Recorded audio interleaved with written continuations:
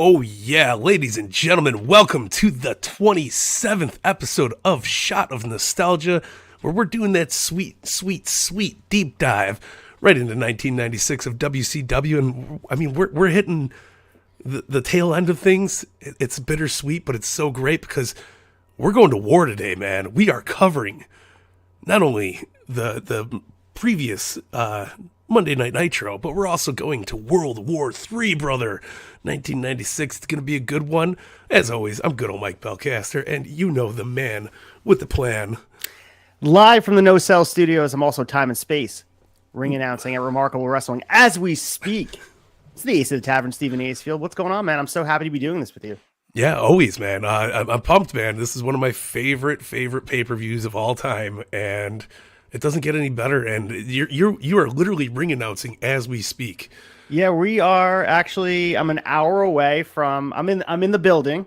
I'm an hour away from going live. The doors have opened, so I'm greeting guests and telling them to go buy some merch. And we're about to kick off Remarkable Wrestling main event. Gabriel Sky, Desmond Cole for the Remarkable Heavyweight Championship. Can't wait. Hell yeah, man! It's crazy, and it, just because you're in two places at once doesn't mean you're half-assing one or the other. Because you're full effort here, and I know you're full effort there. So I'm just pumped to be with you, man.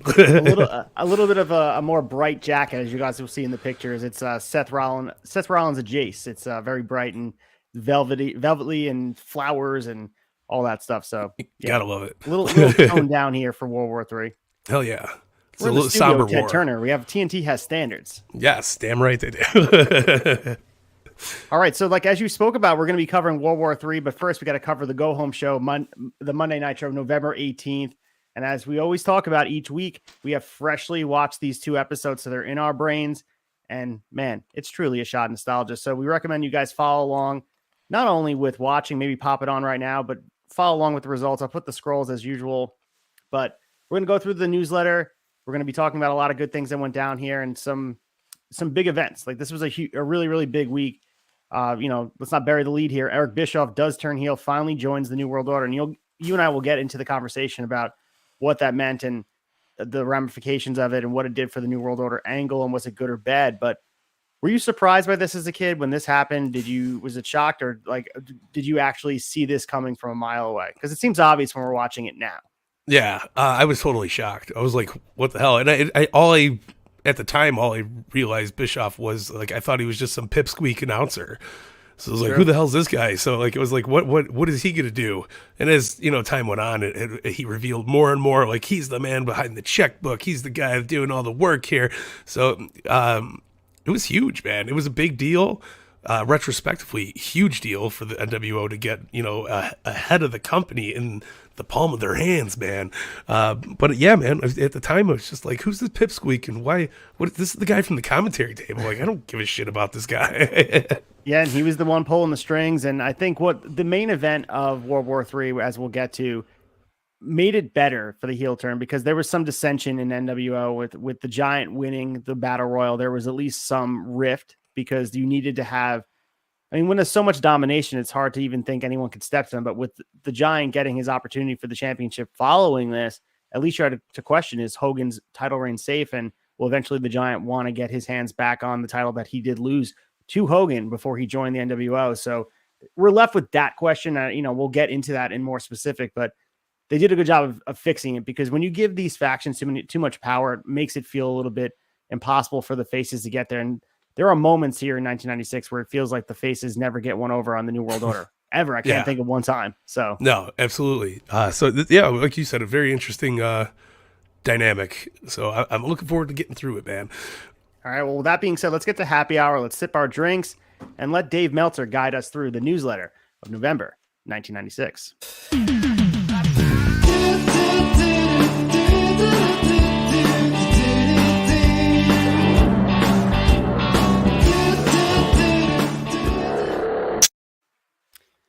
What's up, Big Dave? It's time to go through the newsletter November 18th and also the November 25th newsletter from 1996. So a lot of good things to break down here. Our good friend Dave Meltzer with a healthy head of hair. He's the leader of the Wrestling Observer, and he's the leader of this train of nostalgia that we're riding down, at least behind the scenes. So going through the news, let's start with the first thing listed in the November 18th newsletter. And Meltzer had right, it appears that Curt Hennig, a.k.a. Mr. Perfect, may become the latest wrestler to switch affiliations from WWF to WCW. Curt Hennig met with Eric Bischoff late this past week, and the two sides apparently reached a verbal agreement on a deal where Hennig would return as an active wrestler. So there were concerns at this time of the back injury. They thought the better years of his in-ring career were behind him, but this seems like a really good get. Turns out it didn't actually age as well as we probably thought it could have. Maybe that's because of everything that got bunched into the New World Order booking. But initial thoughts on Curt Hennig going to WCW, and did you believe it was a huge get for them? Oh, absolutely. At the time, I was stoked. I was a big Curt guy. Like I Mr. Perfect, obviously one of the best guys to lace up a pair of boots.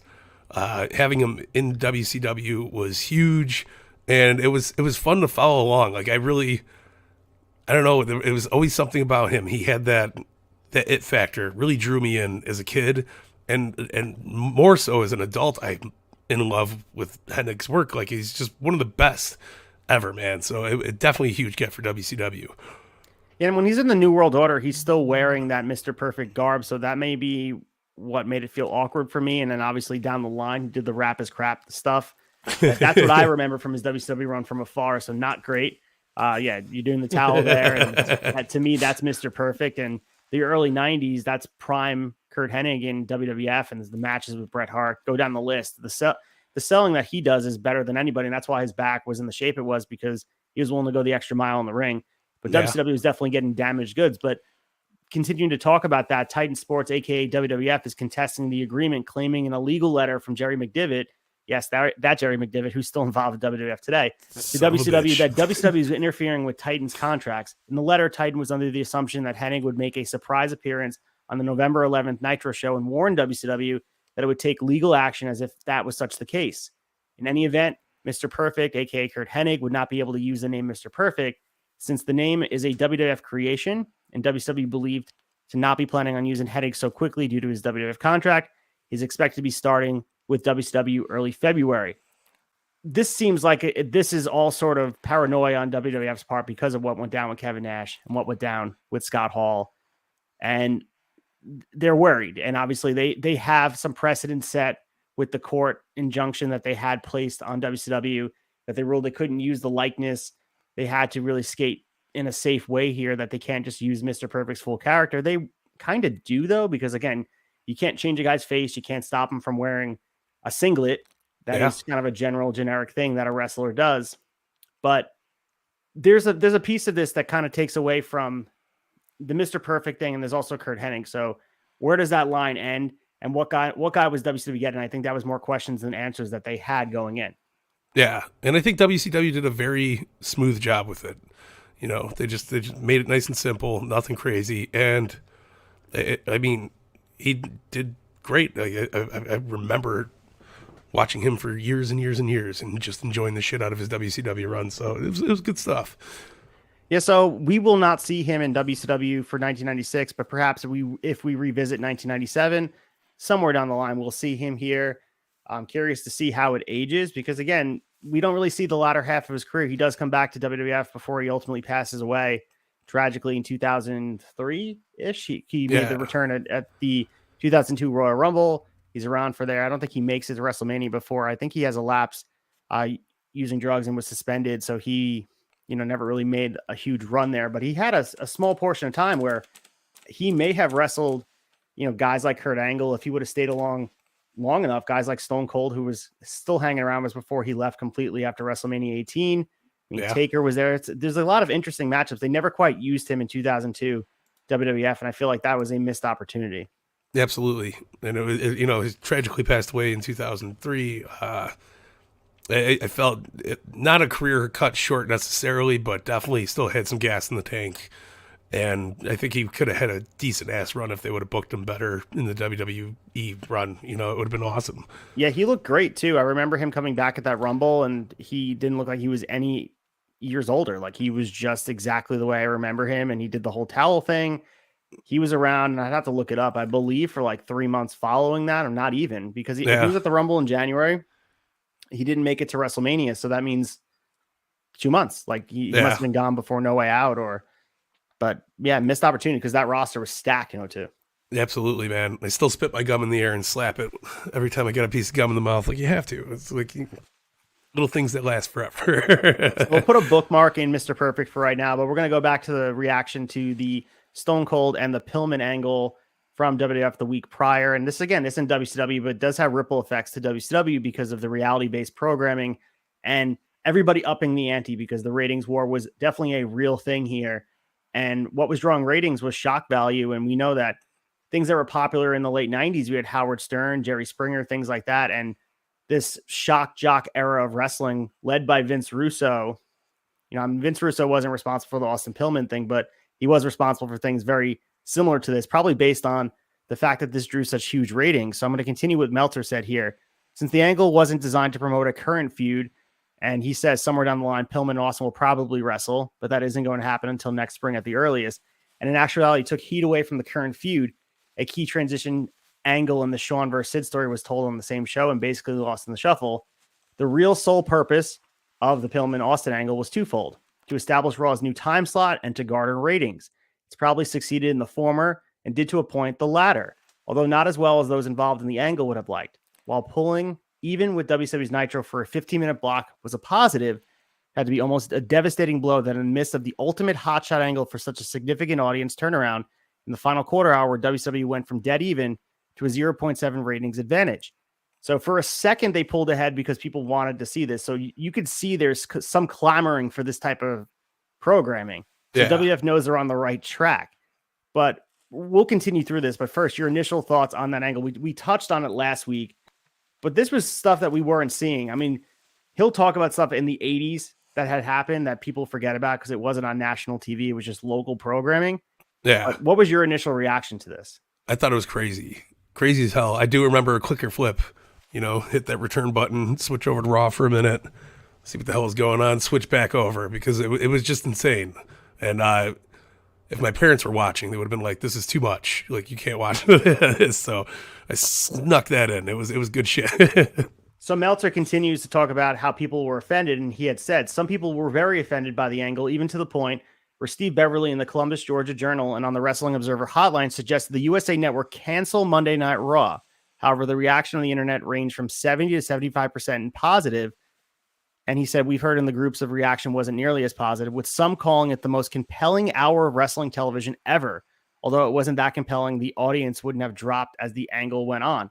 So Meltzer is not a huge fan of this. He's not offended by it, and he'll continue. I'll read a little bit about why he's not offended, but he doesn't think this has legs. But I think he's wrong here. I think it does have legs because we see that type of programming throughout the late 90s truly carries the rest of the Attitude Era, and that's what gets them over the hump with the Austin McMahon stuff, the crazy stuff with the Ministry of Darkness. You name it, they did it. They stepped up the game, whether it be kidnapping Stephanie and hanging her on a cross, or the beer, like anything that could happen outside the ring and making people have to tune in next week. They tried it.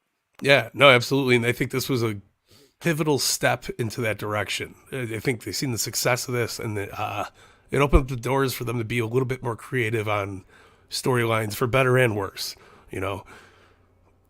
So continuing here, he had said all this controversy led to the USA Network, which was in on the angle from the beginning, trying to distance itself from the angle and apologizing, saying they never let something like this happen again, and claiming to have had no knowledge as to the extent of the angle was going to be taken. The WWF at first apologized for the language used in the angle, and then they continue with neither the WWF nor USA knew about in advance, which was the only aspect of the angle which occurred at the spur of the moment. It is basically Pillman, and to a lesser extent Austin, got carried away with trying to make such a contrived angle as realistic as possible, but not for the angle itself. This led to the first somewhat fascinating segment of what up to this point had been a disappointing live wire television show on 11/9. So he is talking about how USA Network pretended they didn't know, but they clearly knew because they also showed replays on this consistently because they knew it was drawing ratings. So the network executives sitting in a boardroom with their, ties buttoned up, were saying, we didn't know this was going to happen. I would never stand for this. But meanwhile, wink, wink, they want WWF to do this. And this kind of became the game plan for Raw. We'd have all these parents speaking out about wrestling being offensive, and they didn't want their kids watching it. But at the same time, they knew people were tuning in. You can use the same playbook from South Park. They did the same thing in the 90s where people were tuning in because it was what was hip. And it also, they were pushing the envelope and figuring out a way, similar to Howard Stern back in the day. You had to listen to what he's going to say, whether you like him or you hate him. You're listening because it's like you're rage watching. Yeah, and that was a big thing back then. A lot of people don't do that nowadays because they have so many options. They just say, screw it, I don't need to watch this if it offends me or if it makes, it's not my cup of tea. So it's crazy how things have changed so much in 20 something years. It's wild. They would never be able to show this on TV. And it's funny because we could see this on programming right on the USA Network with SVU Law and Order. They do this exact same scenario. But I guess because it's live sports based programming, you can't pull this off. But it is funny to think about that type of stuff is kind of normal. Like you can watch a horror movie on TV and they're doing things that are crazy. But if you did that in a wrestling program, I guess people have a hard time accepting it. It's just, double standard a little bit. No, listen, if you would have stayed 10 minutes past Raw, you would have seen the exact same shit on La Femme Nikita. Oh, nice pull. So he'll finish up here. We're talking about, of course, all the controversy gave the angle something of a life of its own. And he said, remember the cardinal rule, anything that takes place on a television wrestling show is a work generally formulated and sometimes not planned in advance and designed to advance storylines. And if anyone was really sorry about the angle, whether it be USA Network or the WWF, do you think the angle would have been hyped to death all weekend and shown on every WWF program all weekend? And then this is Meltzer's opinion on it ultimately. Perhaps Pillman pulling the gun crossed an invisible line. If that was the case, then WCW crossed that line first. A few years ago, Harley Race not only pulled out a gun, but shot Cactus Jack with a taser gun on pay-per-view main event Texas Deathmatch against Vader. More recently, in a skit where the Outsiders were about to hit the ring with baseball bats, what appeared to be an entire Charlotte police force hit the ring with their hands on their guns, ready to draw, right there on television. So Meltzer just putting it right out there. We saw it, we covered it, we talked about it. Stole the words out of my mouth. It literally was that was what the most compelling part of that was them gun drawn, ready to fire. They had their hands on the pistols. It was very captivating. So I want to go watch. I want to go see Harley Race now. I've never heard about that angle, and I definitely want to go check it out. Meltzer doubles down here and says, I fail to see how this angle in any way is any worse than the cartoon violence of burying someone alive or someone falling off a 5-story building. It was not reached to or to be portrayed nearly as dramatically as last year's angle with Shawn Michaels, which ultimately was successful in that Michaels seemed to increase in popularity, and Royal Rumble did a shockingly high buy rate for his return. So he doesn't make any bad points here, but when you watch this, I wouldn't say it doesn't age well, but you could tell it's from a bygone era. It's not from the WWF you're watching nowadays. Yeah, 100%. So he continues to talk about the WCW steroid policy, about how both sides are being a little bit more strict on who's using steroids, which is kind of hard to believe. But Hogan and Savage both look a little bit smaller, and we're seeing smaller guys get pushed. Ultimately, the main event is still a bunch of guys that they're bigger. We don't quite have the Rey Mysterio, Eddie Guerrero's at the top of the card yet, but we're getting there. I mean, we're only a few years removed from getting there. The guys like Eddie, Chris Benoit, those guys are going to be at the top of the card very soon. So continuing here, the first Hogan Piper match is pretty much now a definite for Starrcade. So he says, I'm not sure if that means Piper wins the Battle Royal World War III or the Battle Royal winner gets a shot at some other point. We know the Piper doesn't win. Piper was not in the Battle Royal. Would have been interesting to see. That would have been very cool. Yeah, would have been. That was a missed opportunity. We'll talk about it when we get there. Finishing up the November 14th newsletter, Hogan was on Regis and Kathy Lee wearing an NWO shirt, explaining that he's the same good guy he's always been. He just plays a renegade in wrestling, so half the fans boo him and the other half cheer him. He says Santa with muscles is getting great reviews. Actually, the reviews are terrible, and it died in its open weekend, said Meltzer. That was the November 14th newsletter. Also, the numbers that we're seeing for 1996 pro wrestling in general, just listen to this. I mean, we're going crazy over the 727,000 people that watched Dynamite this week, which is a bad number, don't get me wrong. But when SmackDown does 1.1 million, people are like, yeah, SmackDown did great. Or when they do 2 point whatever million, it's astronomical. For the week ending October 27th, all the WCWs combined were in the 5.92 million homes on 151 stations in cable. The WWF shows combined were in 3.62 million homes on 87 stations. Taking out the cable for pure syndication, WWF did a 0.3 for the week in syndication, and WCW did a 1.1. The 1.1, 0.3, those things don't matter. But the amount of homes watching pro wrestling at this time is insane. I don't imagine a time we're ever getting back there. No, and it would take something huge to get it back to that. Like we've talked about it all season long. The day and age of water coolers and doing that shit and must see TV. You had to tune in to watch it. You had to wait to watch it again. You had to wait. You might never even seen it again until we got the network. It's insane how many people were watching wrestling back then. Truly is insane if you really think about it. But moving into the November 25th newsletter, and we talk about things in storyline that moved the needle, and this was something that truly moved the needle because it got people talking the next day at work. And the latest saga of the New World Order is that on the November 18th Nitro show, Eric Bischoff turned heel, joining forces with Hogan and the gang. This was an idea that was rumored for a long time and may have been considered for a while, but it was done at this time for reasons having nothing to do with long-term plans. So he'll get into what the lack of long-term plans is. When something like this happens, when you reveal the leader of the company is within your faction, you would think that was ultimately the plan the whole time. But just as everything else going on in WCW at the time, everything is reactionary booking. They don't really have long-term plans. And maybe that's better because they're actually making decisions based on how the fans are reacting. So I don't know which one's better. And I guess I'll throw it to you. Would you rather them have a point A and point B to get to in 12 months? Or would you rather them to kind of take an assessment after 3 months and kind of divvy off the course and go where they should go based on fans' reaction? Or is that too nearsighted? I don't know. I think having the ability to be able to change your direction in a 3 month span is a good option. Things sometimes do have to be changed, and if you're not prepared for anything to happen, say your world champion hurts himself twice in the year and he can't wrestle and it screws up everything, you have to have a plan B, right? So as much as you're booking 12 months and before you hit that 12 months, you should also book a backup 12 months or at least a backup 6 months, something like, you need to have an ace up your sleeve. You have to be ready to roll in case something needs to change. And I think kind of following along with the fan base and seeing what they want every couple months does not hurt the product whatsoever.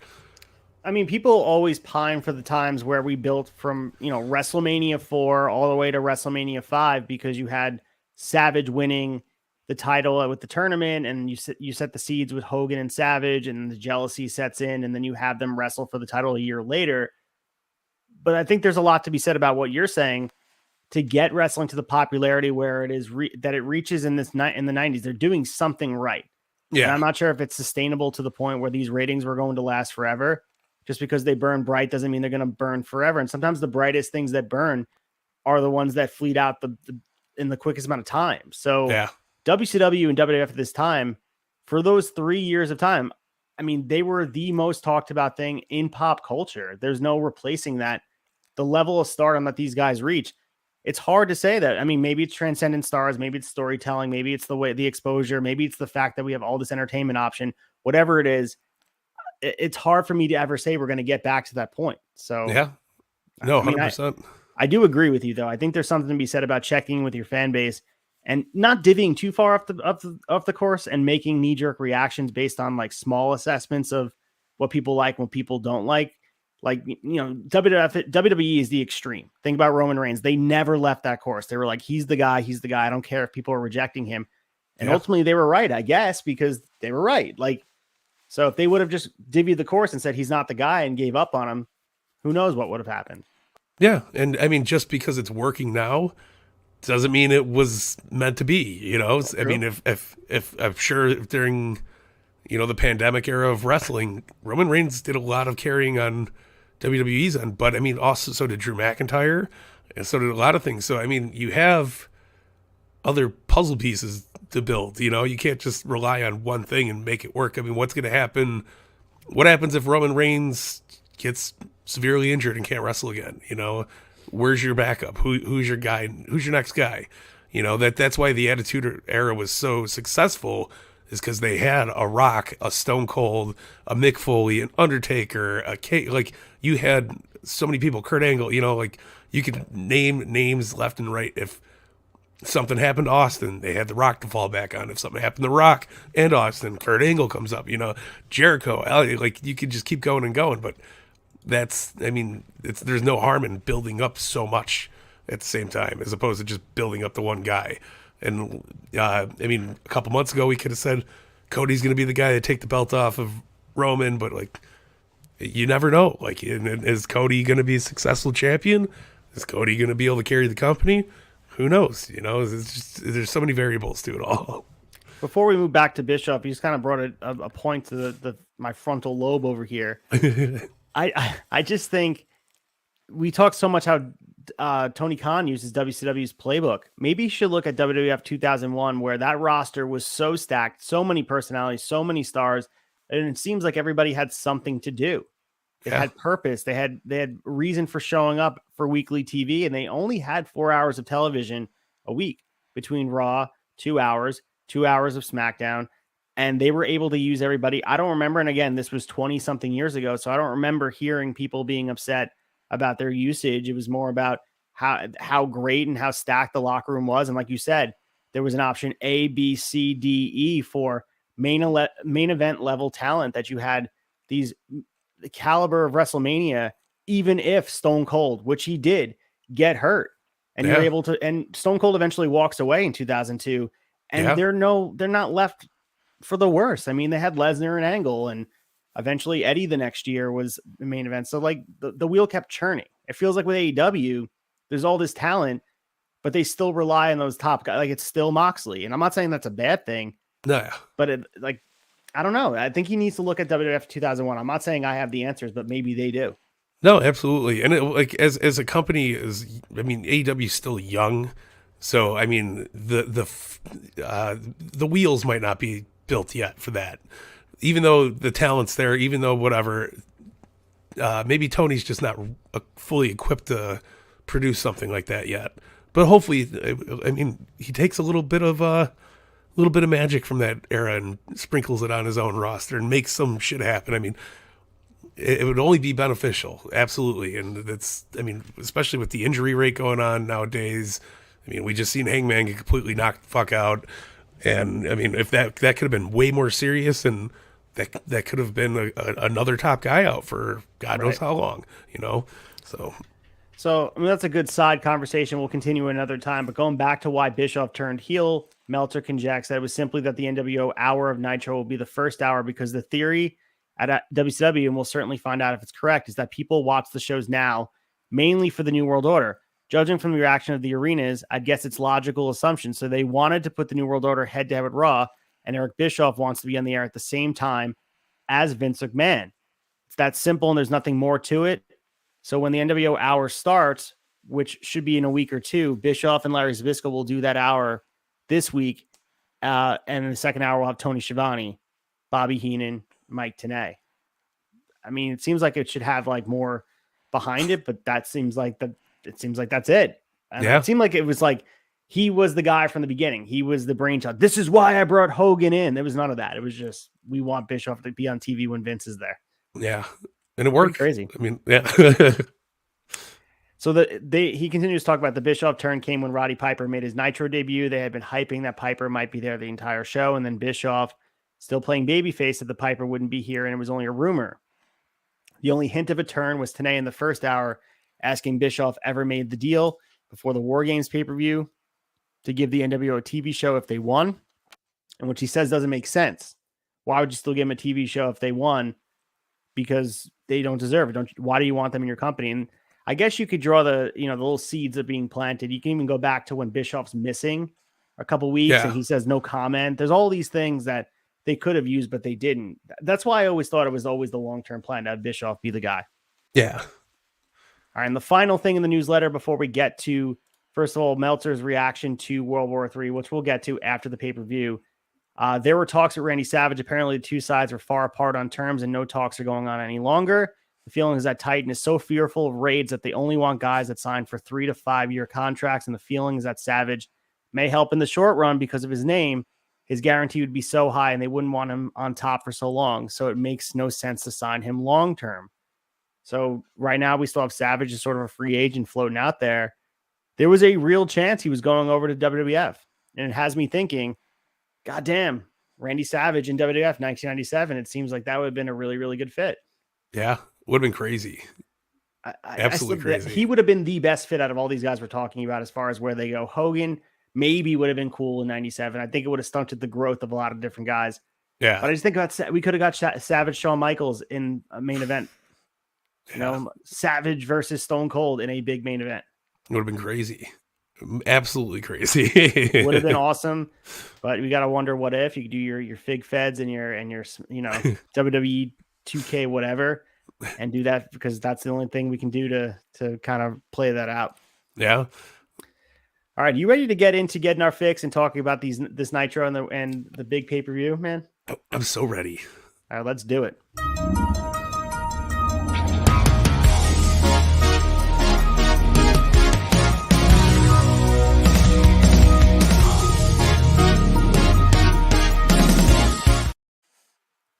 All right, it's time to get our fix, and we're going to be covering WCW Monday Nitro from November 18th, 1996 from Florence, South Carolina, the Civic Center.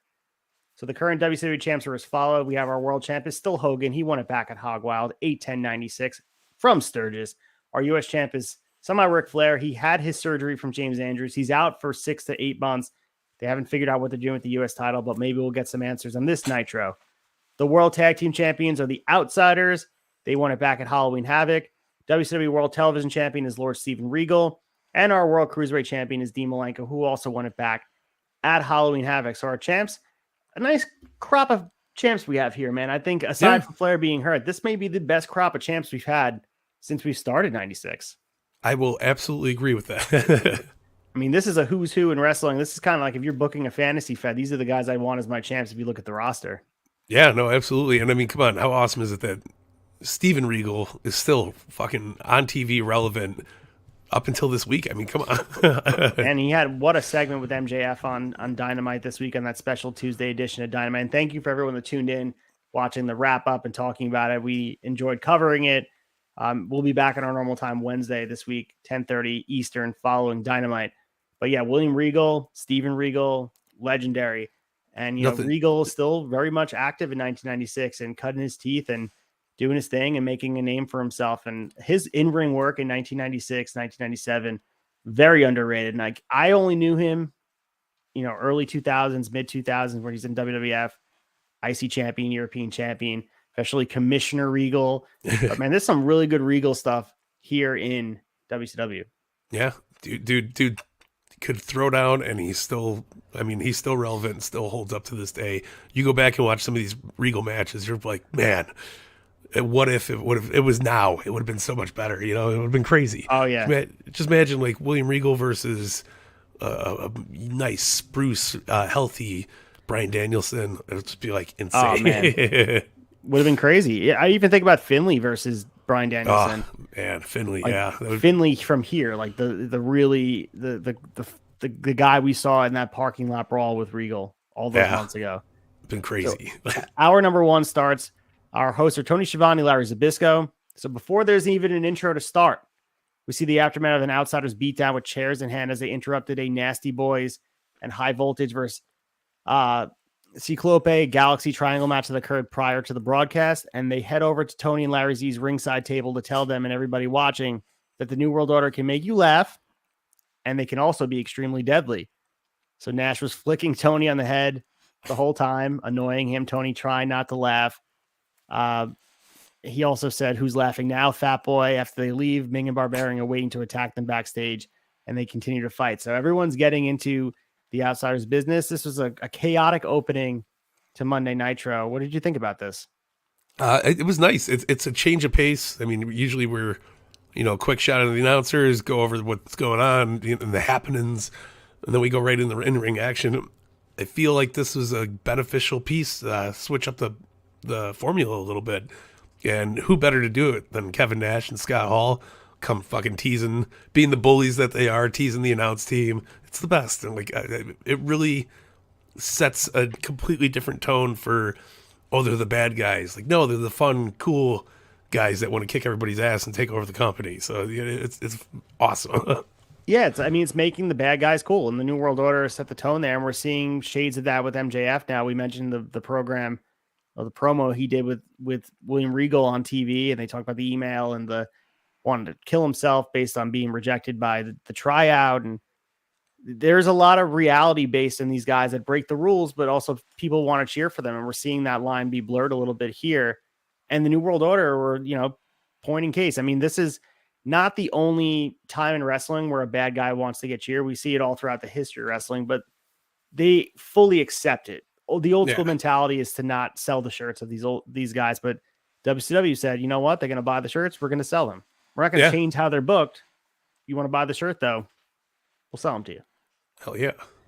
All right. So Tony's carrying on at this point. He's angry. He doesn't want to be touched. He says, I have kids. I don't need this. So really selling it, even though he was trying not to pop in the opening segment, he does really double down on it. Larry's trying to calm him down. Believe it or not, Larry is the voice of reason here, which is not usually the case. We open up with La Parka and Juventud Guerrera. This is La Parka's WCW debut. So obviously we get Mike Tenay coming out. He comes out and he wants to talk about the history of La Parka, which is much needed. This is something we talk about Tony Khan drawing from the plague book of WCW. Yeah. Would love for him to have someone like that. Don Callis did that for Impact for a bit before he became an on-screen character with Kenny Omega. They definitely should get someone on screen. Yeah. I can't pinpoint a guy, but when you have these outside guys, you should build that story on commentary. I think it's important. And Mike Tenay really paints that picture. Yeah. I mean, even if they utilized Excalibur a little bit more to be that guy, because he does know his shit. He's obviously, he knows about wrestling past history, who these dudes are, where they're coming from, their accolades in different companies. Why not have him hype up the new talent coming in, It's crazy. I could see that. Yeah, he knows. I mean, from PWG on, he's very much aware. He's seen a lot of these guys compete in the ring. And if he didn't, he watched them on TV and he does his homework. So he's well-versed in not only current wrestling, but also the history and the movesets and stuff. But they need to do a good job of telling us the story in there. And I know people want video packages and they want all the other stuff, but it's easy as this. You have him in a match, you debut him and get people to care about him. But going back to this match, it's very rare that we see a guy debut and a win. WCW seems to be, they're obsessed with having a guy debut in a losing effort. This is not the case. La Parka gets the win here. A really, really good match. So, I memean, go back and watch this. I mean, La Parka was delivered a power bomb for a 2 count. Hoovy escaped a surfboard and drills La Parka with a missile drop kick. These guys are all over the place, spinning Hurricane Ranas. A Dragon Steiner that was blocked by La Parka, nailed Hoovy with the corkscrew senton, gets the 3, 9 minutes and 22 seconds. This is how you debut someone on TV, make them care. I thought it was a great TV debut for La Parka.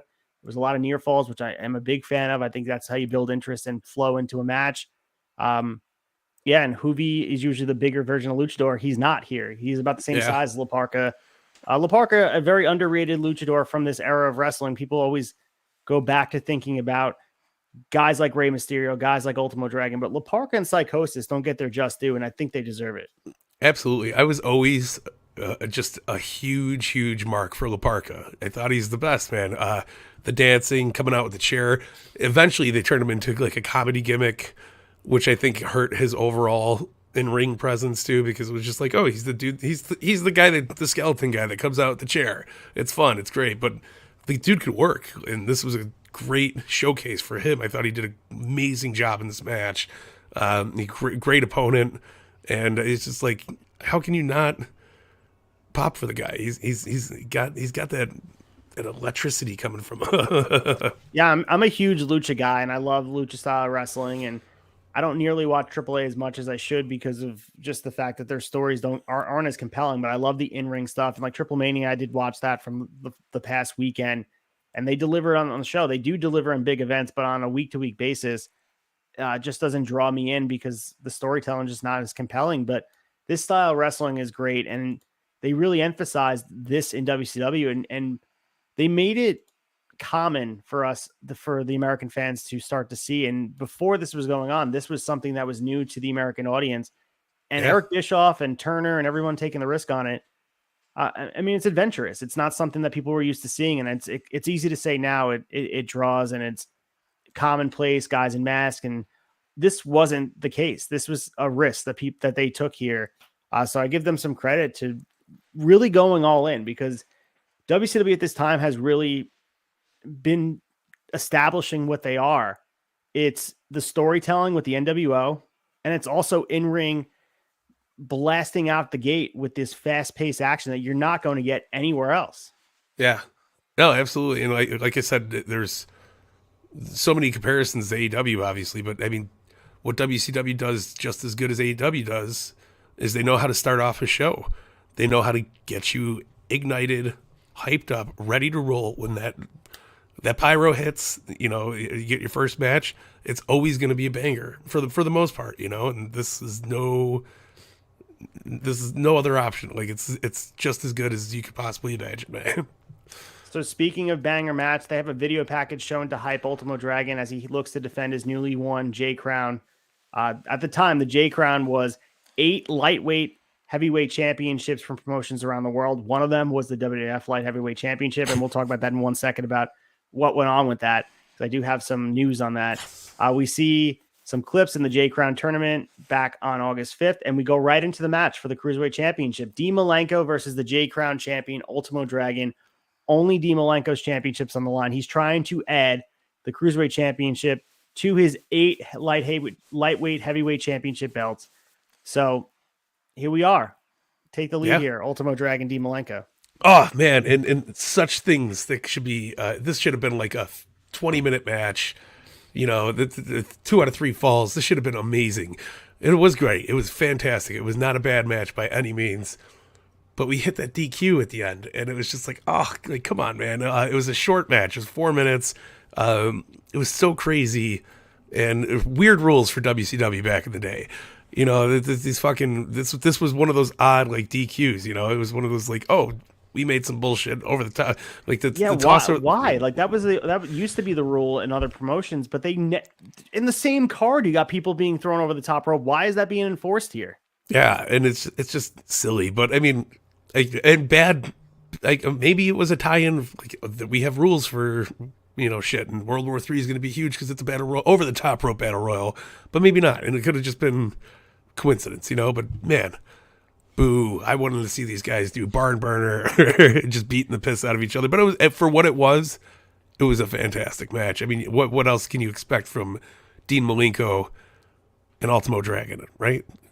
Yeah, I mean, we'll be getting this match to Starrcade, so we have to wait about 3 episodes for us, but 2 months here in 1996 to get it. Like you mentioned, it was disappointing because it only went a short amount of time, and they DQ'd. I mean, and the way they got DQ'd, the fact that Ultimo got DQ'd because he got tossed on the rope, and I know that they're both. I mean, Dean's a heel here, and you want a Dean to go over, but also maybe have some, like, I don't know, you could have Sonny Ono crotch him off the top rope or something, and like that would have made more sense than just the inconsistency of calling it like, he threw him over the top rope, he's DQ'd. That makes no sense. By the way, it is a DQ, so we do got to take a shot. Hell yeah. Let's get to it, man. All right, so here we go. We'll cover up the next match in 1 second.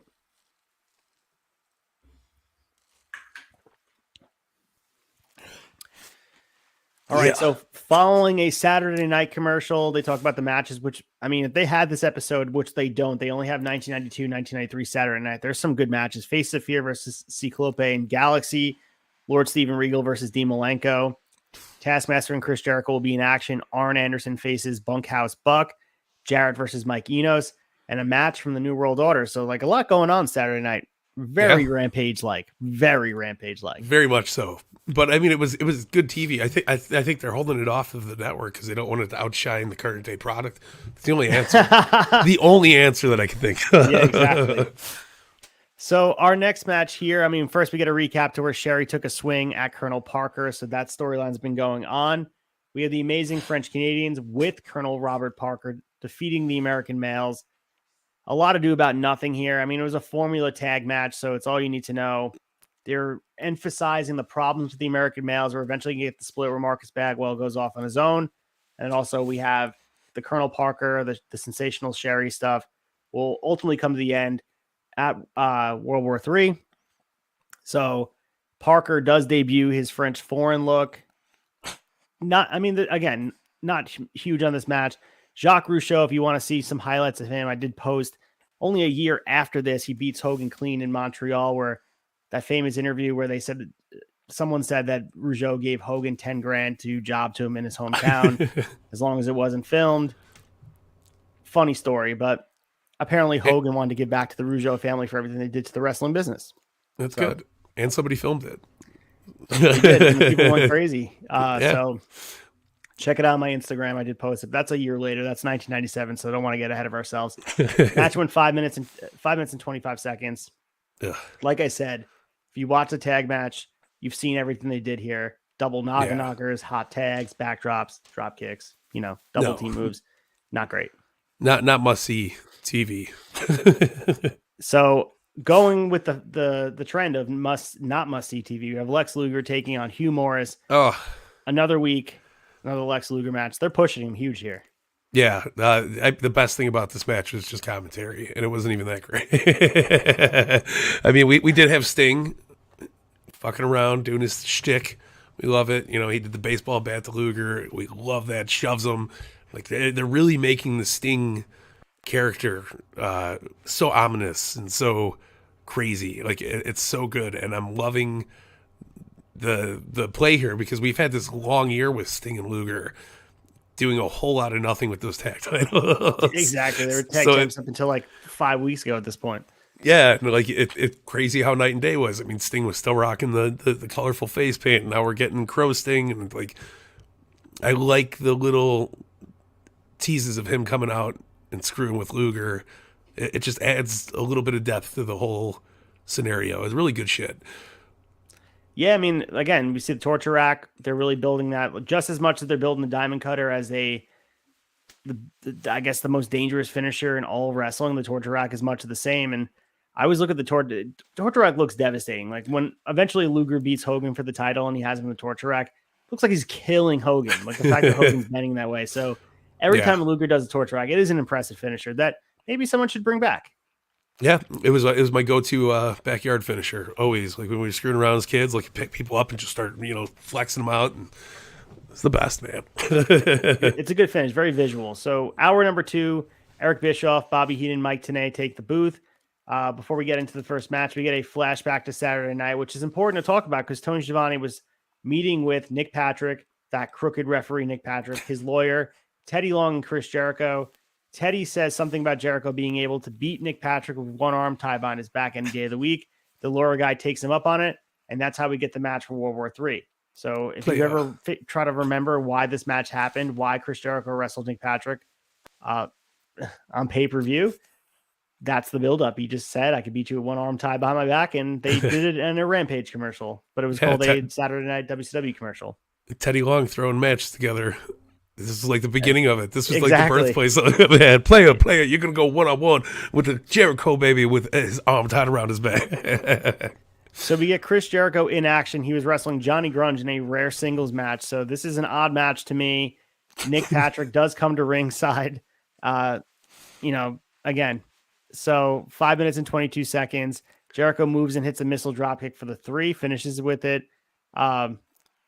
Begs the question, especially since we just saw a couple matches ago where over the top rope from Ultimo Dragon was a DQ. Yeah. How the fact that Grunge brought a table, a chair in the ring, he didn't use them. I guess you want to nitpick there, but if the refs are the refs and they're calling it down the line here, it shouldn't be a DQ. Johnny Grunge is not known to be a singles worker. It wasn't the worst match I ever saw, but it certainly wasn't memorable. Jericho obviously gets the win here, but much ado about nothing. Nick Patrick probably gave the ref like a 20. Exactly. Like, you're not DQing nobody this match. Okay, let Grunge beat the shit out of Jericho. We just happenings we don't get to see. We need like a ref play-by-play like they do in football. Oh yeah, where they got the guys on the field, but for wrestling where they're just like, listen, man, I'm going to give you this $20. You're going to go out there. You're going to do your thing. Like imagine a side we booth. got review in wrestling, like with the headphones and stuff. Like, yeah. We're just trying to get this angle over, bro. Like, no, it would be great for near falls. You know how awesome that would be. Like somebody should run a program with that. It would be great. And Nick Patrick, bring back Nick Patrick for it, man. Let's roll. The best is too the MLB umpires, and we're right in the middle of the MLB playoffs. They still have in 2022. They have headset like mine with this like bigger box that they bring out, and they all like listen to New York go over, because there's a hub in New York that reviews all the plays, and they just tell them what the right call was, because things can be challenged. So it just always looks so archaic compared to like you don't have an iPad you can break out, you don't have a live feed. No, you're sitting there with headphones on and what looks like a Walkman trying to decide a game that millions of people are emotionally tied to. So it always just made me laugh a little bit. Oh, of course. All right, so we have Hogan, DiBiase, Vincent, and Elizabeth all coming over to take control of the announce table. Henning obviously leaves. He doesn't want to be touched. Hogan gets on the mic and demands Bischoff tell the world that he's a bigger icon of wrestling than Piper, that he's scared to death of Hogan, and that he's 100 times richer than Roddy Piper. Bischoff, obviously this is before the heel turn, says he disagrees and he'll say whatever Hogan wants. That's all Hogan wanted to hear. So Brother. we get a little bit of hints that he was turning heel, but not yet. Yeah, no, they're stretching it. You get DDP with Gene Okerlund. He says he still refuses to be the 8th pick for the New World Order. Hall, Nash, and Giant and 6 stop to tell DDP that he doesn't get it. So they're still trying to woo DDP. They never quite get him. So yeah, they never quite get that white whale. DDP's their white whale. How did they not try to get DDP and the Aces and Eights in TNA after all these years? True. Like, you know how funny that would have been? We finally got him. Yeah, I'm not a number 8, bro. I'm not doing it. Like, so good. So Bobby Heenan and Mike Tenay get to the announce position. Then we get Jeff Jarrett and Bobby Eaton in a short one, if you want to cover it for us. Oh my goodness. Yeah. Again, here we go. Another short match. Jeff Jarrett doing his thing. They're obviously trying to sell Jarrett as being a decent, unstoppable force here. He picks up a quick win, gets that figure 4, baby. And he gets the win. It's 2 minutes, 19 seconds. And, you know, Ric Flair's coming out. He's got his still putting over Jarrett, man. He's coming out. He's got the sling on. He's doing his shit. Stings in the rafters. Everything's just going crazy. But Flair's still on TV. They're kind of putting off. They can't write him off. He's get him off the TV and let him get better. Like he's still moving his arm around pretty actively. So. You know. Yeah, but he's doing his thing in Ric Flair style. He's just kicking ass, and I mean, he is a good person to get somebody over. Obviously, no harm in keeping him on TV if he's actually rehabbing and shit like that. But my goodness, it's like Ric Flair with the sling on his arm. It's like watching, Stone Cold with a neck brace on wrestling. True. Yeah. So our next match here is another filler match. It's Big Bubba taking on Jim Powers. The motive of this match is Bischoff explaining that he's still unable to get Piper to sign the match. Everything about this segment is just to talk about it happening outside the ring. While they're doing the stuff talking about Piper, we get a knee lift, and he runs into Bubba, slam for 1, 2, 3. So Bubba gets the win here. So again, filler match, stuff going on outside the ring. Jim Powers can't catch a break. Yeah, we can't either watching this match. Not great. Yeah. Is there anyone more disappointing than Big Bubba in WCW? Like he's such a talented big man. Like yeah, I mean, so wasted in here. At least he got the win. Yeah, I guess. I mean, if you want to look at it from afar, and we're just being fans. Hey, at least Big Bubba's still picking up wins, right? Yeah, I mean, it adds to his record. So, but yeah, I don't think Big Bubba did anything meaningful in WCW aside from the Dungeon of Doom stuff. Like, I can't think of one thing. Yeah, and I wouldn't even call that meaningful. Like, no, he was just there. He was a main angle, so that's about it. Yeah, he's a cute angle too. Isosceles? A little obtuse, but he's all right. So we have Chris Benoit with Woman in his corner taking on Eddie Guerrero in the main event here. I'll let you cover it and break it down here. This was a pretty good match. Yeah, I mean, thank God. We opened really hot, and it's just like it was one of those really shitty plane rides. We're like, are we running out of gas? A lot of turbulence going on. Not too sure where we're going, but yes, this is a beautiful, fun match to watch. Nice and not super long, not super short. They go a lot of good back and forth. Eddie is just killing it. Benoit, both. You always say the guys are in their prime when they're with the championship belts, but this is like what I want out of being a wrestling fan. I enjoyed the shit out of this. They beat the piss out of each other. It goes 9 minutes, 23 seconds. Chris Benoit gets that win. It's just beautiful. He gets it with a sunset flip. roll up like is great. Who doesn't? I miss when they used to do shit like that. You don't see that enough anymore, man. 100%. I thought the same thing. I thought the ending was great. It doesn't have to be a finisher every time. Sometimes catching a guy in a cradle, schoolboy, a quick pin. Those are great. That's why I love Darby uses the Last Supper pin. I love when he does that because it's quick. And it makes him look good, but also makes his opponent still look good because you just caught him off guard. And that it builds for a new rematch. And I thought it did the same here. You had movement towards continuing this program. We saw all of the same stuff you'd expect from a Benoit Eddie match. You got the suplexes, the high flyings, the helos, and crippler crossway faces, the tilt-a-whirl backbreakers. And I like the finish. The Hurricane Rana and Benoit rolling through for a sunset flip. Awesome finish. Super great. And like, again, just two great fucking ringmasters owning their craft, man. And that's what it was. It just the guys go out and kill 10 minutes and they kill the whole show. Like they do it. Yeah. And save the night in ring work wise. I mean, there was obviously the first two matches were great. I mean, the second match disappointed, but the first match was great. Set the tone with Laparca, but you know, Malenko and Ultimo Dragon, even though it finished in DQ, 4 minutes of not bad wrestling. You know what I mean? Like we just had the bar set up super high. Yeah. All right. So in the final segment here, which I guess would be considered the main event, we have Eric Bischoff in the ring to tell the crowd that Roddy Piper still hasn't signed the contract to face Hogan. And he said, I'm going to do everything I can to make that match happen. And all of a sudden we get the bagpipes, the store brand version of the WCW theme that they use for Roddy Piper. It's not quite the same theme song. It's a little bit off. I don't know if you noticed that. It's definitely a little bit off. The crowd goes absolutely nuts. One of the bigger pops we see here, because we always see them react in such a negative way with throwing garbage, which we'll see in the same segment, but we don't really see them going nuts cheering. This is the first time I think I actually see them cheering to the point where they're going crazy. And this was a huge pop. Yeah. I think it was a breath of fresh air to get Piper in there, even though, but it's still, I think that's why they popped so hard for it. They were like, thank God we got this, the savior. So the first time we kind of see the mean look in Bischoff's eyes is when Piper emerges through the curtain, and there he is. And he's here to tell some truth because he's never heard more lies in his life. When he was telling them, Piper calls Bischoff a liar, and the crowd seems befuddled. They don't know what's going on, and Bischoff looks guilty. So he said, did you have a nice flight to Portland? Is the path to your ranch straight or crooked? He grabs Bischoff and calls him a little piece of poop as the Giant and the rest of the New World Order grab Piper. And then we get the beatdown. Hogan embraces Bischoff, reminds everyone that Eric runs WCW and now he works for the New World Order. Hogan continues to denigrate Piper, call him a coward, how he was a nobody before he fought him. A bunch of policemen come down to have to restrain Piper. I mean, this is a whole segment. We get garbage thrown in the ring. That's the WCW fan go to. They love throwing garbage. Yeah, no, they absolutely love garbage, and it was a fun time. I mean, that's the reason why we can't have caps on our Pepsi bottles when we go to the arenas now. This is why they give you plastic cups. This is it, man, because they don't want you throwing. They don't want you hurting anybody when you're chucking shit in the ring.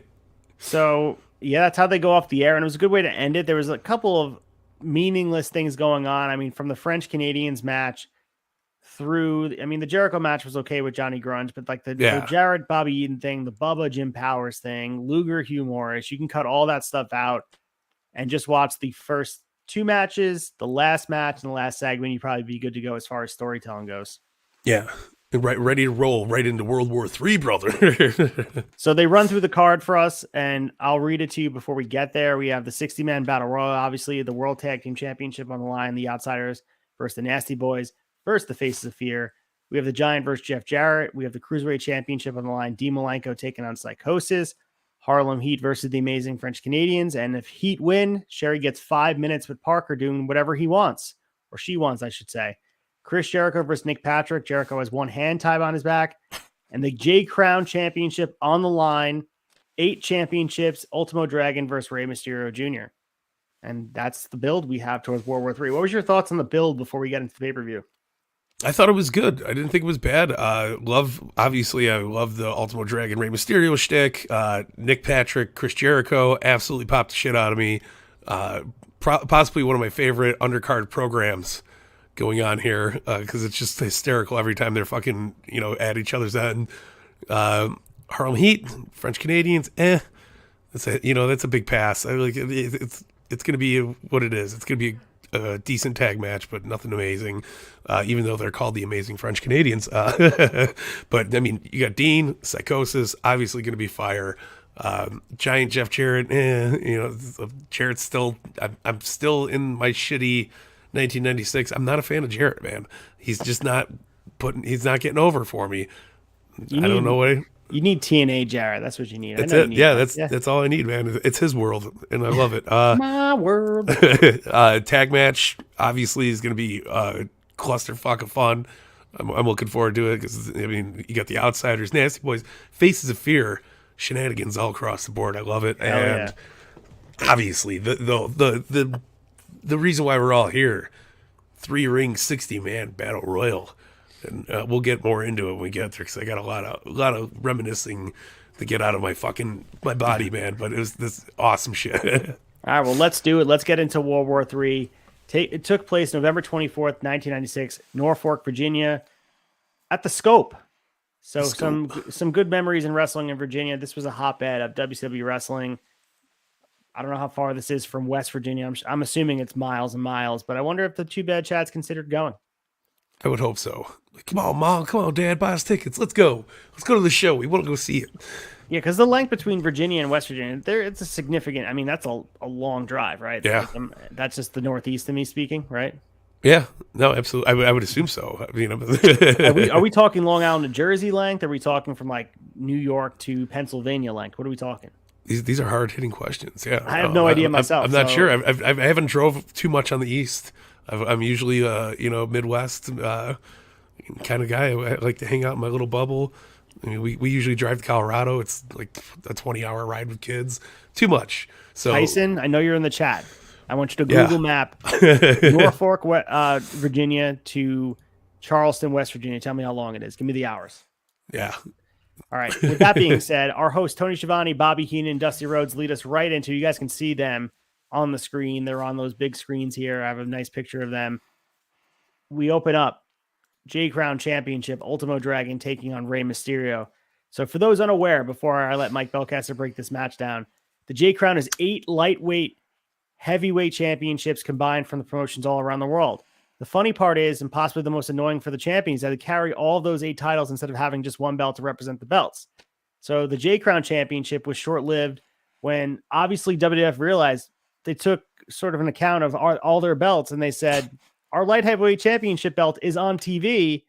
And all of a sudden, one of them in the fall of 97 disappeared. So Ultimate Dragon had to give one back. But that was interesting to me that WWF was so unaware that they didn't even know that this title was being carried around on TV. I still can't find it when I watch it because there's so many belts and it moves too quick.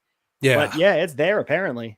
It's wild. Absolutely wild. And the fact that, they're involved in all these lawsuits about gimmicks and shit, but they let this slide. Like, I don't think they even knew. I just think they were like, they had no idea. Oh, that belt's really cool. We should have that one. Oh, wait, it is our belt. So eventually all the J Crown status was absolved and the belts had to be returned home to everybody. Do you think this did anything for the other smaller promotions when Ultimo Dragon was taking them across the world? Or do you think it just because that famous picture of Ultimo Dragon holding all the belts, and we remember the famous picture of Kenny Omega laying down with the Impact belt, the AAA belt, and all those belts laying on top of him. Yeah. Do you think it does a lot for the promotion to have a guy like Ultimo Dragon traveling promotion to promotion with these belts, or is it just kind of wasteful? I mean, in 1996, I think it might have been very wasteful because, I mean, how many average wrestling fans even knew what the J Cup was? You know what I mean? Like what the hell it stood for? They just seen, oh, look at this dude in a mask with a bunch of belts. Like he must be important. Like, and how do you book an indie show around that?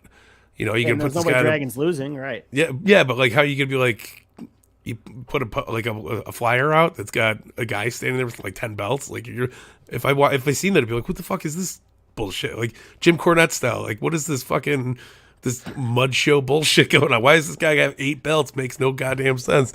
But like nowadays, because we have so many different means to watch wrestling from all over the world.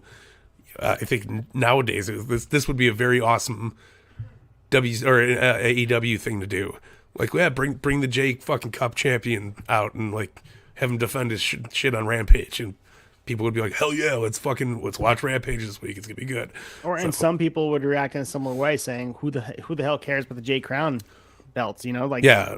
So you're right. I think there's, I don't know, it was overdone. It just felt like they were just like belts given to him. Like, that's how I used to look at it when I was a kid, watching wrestling and seeing that famous picture of Ultimo Dragon. You knew how famous he was. He had that short-lived run in WWE when, you know, the mid 2000s, I think it was 2004. And I don't know. It just always seemed like he just got these participation trophies, not to be hawk, but he had like all these belts hanging on him, and they were all meaningless. You'd be like, who the hell's this guy with the fucking lizard mask with having the 15 fucking pieces of gold on? Funny enough that he actually debuted at WrestleMania 20, that he was there. It's kind of weird to even think Ultimo Dragon would eventually find his way into WrestleMania 20. Yeah, it was awesome though. I was at that time, I was a huge, I mean, he won me over in WCW, so I was ready. I was like, hell yeah, we got Ultimo Dragon, WWE. Fuck yeah, let's do it. So just to give you guys background of this match, and again, I'm going to let Mike break this down. This is the number 2 match in the 3-part series of Mysterio and Dragon pay-per-view matches. So as we know, Mysterio won the first match at Hog Wild.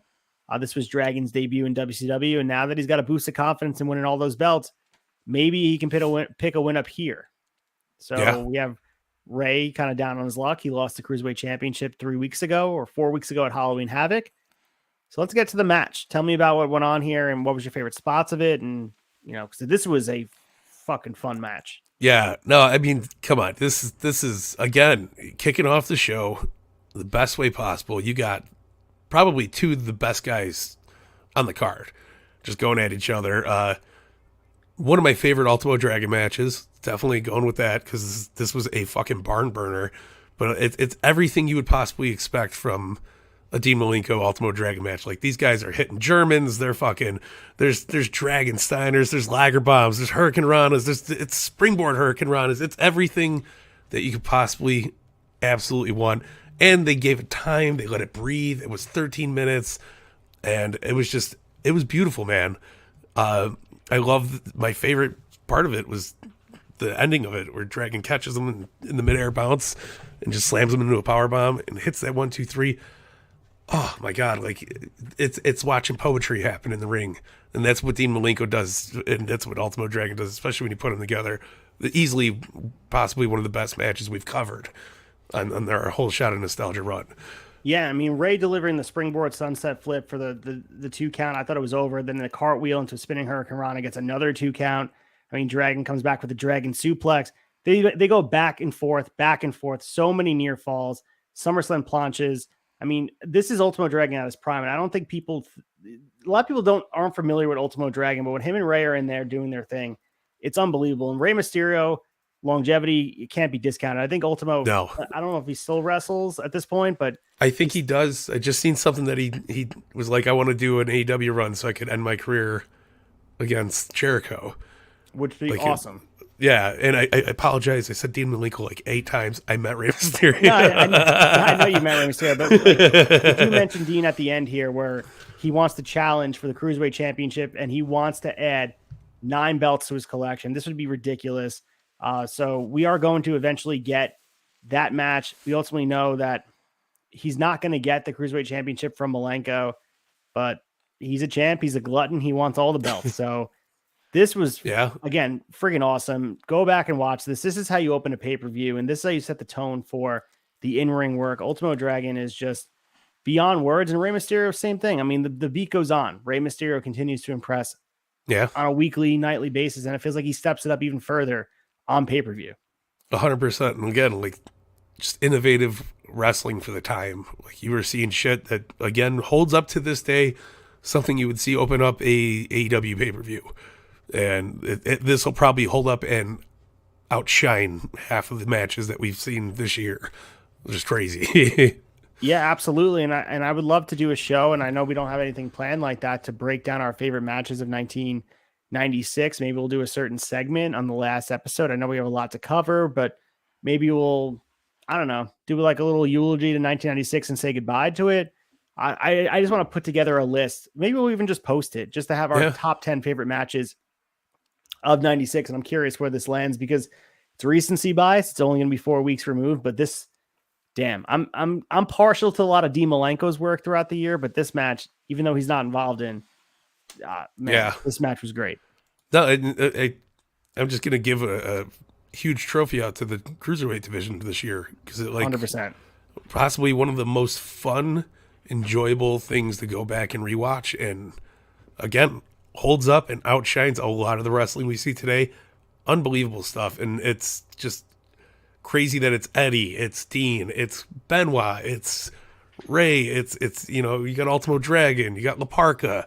They're a depth-filled cruiserweight division, man, and it's just fucking so fun to watch.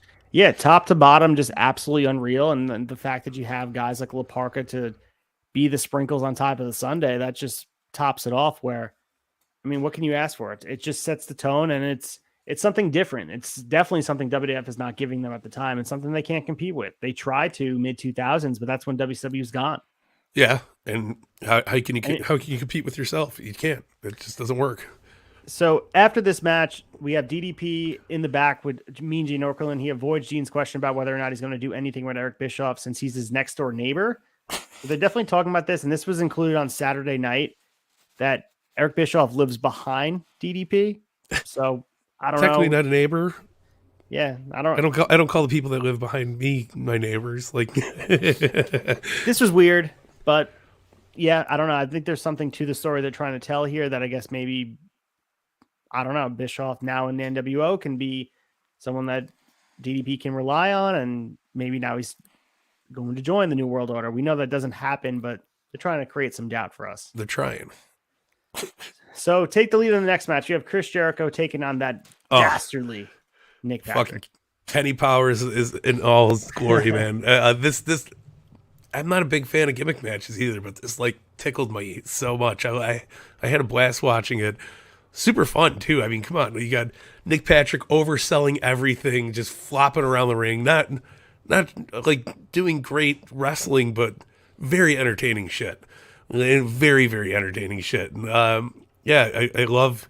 He comes out in the zebra shirt. And he's got the fucking neck brace on. He's holding him. He keeps selling his shit, and he's such he plays such a slimeball, sleazebag, douchey fucking referee, and I love it so much, man. It's so good. But yeah, I mean, obviously he's a young Jericho, but even with one hand, nobody's stopping him. All right, he just kicks the shit out of Nick Patrick here, and we all wanted it. We were clamoring for it, and I don't even think this is the end of Nick Patrick's heel run. I think this is just a step in progress, man. Yeah, it's he's so good. good, The rest man. of his career, I think. It's in my heart, absolutely. But yeah, man, Nick Patrick eats a super kick, as much super kicks, and you don't see many in 1996, especially on WCW TV, which is great. But Jericho gets the 1, 2, 3, 8 minutes, 2 seconds. This was so fucking fun to watch. It actually was surprisingly good, and I did the research because I was like, Nick Patrick, there's no way he wasn't a wrestler at some point, because some of the bumps he was doing, he looked like he was familiar with being a wrestler. Yeah. So I did the research. He used to be a pro wrestler before he got hurt, which a lot of referees were.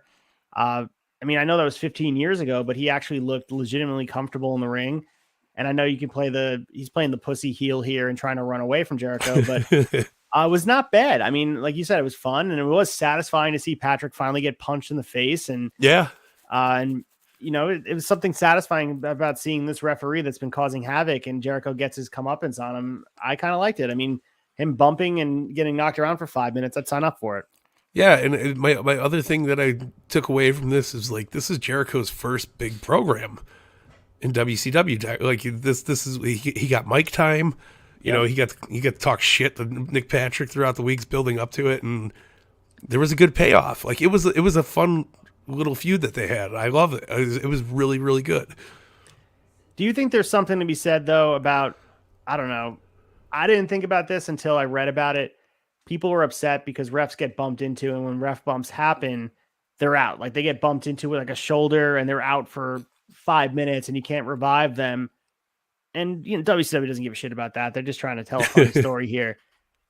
But did that jump in your mind at all? Like where refs are so feeble most of the time, and then he was able to hold his own and take a beating a little bit here? I don't know. I think it was the opposite for me, because it was like we knew he was being this dirtbag. Oh, my neck, my shoulder, like it. Right. You know, I don't know, man. I get the idea behind it, kind of ruining the magic of the referee, but it was also like it was fun. Like, so I can't really. I didn't think too much about it. I wasn't that deep into the thought of like, man, Jericho hits him once, he should be done. It was just like it was fun to see him kind of flop around, run around, do his shtick, and yeah, man, just sit back and enjoy the ride. Enjoy the ride for sure. And we have Dean Orkland bringing out Ric Flair, who's still rehabilitating from his injury. The crowd was very, very hot for this. I mean, they're already hot the whole night.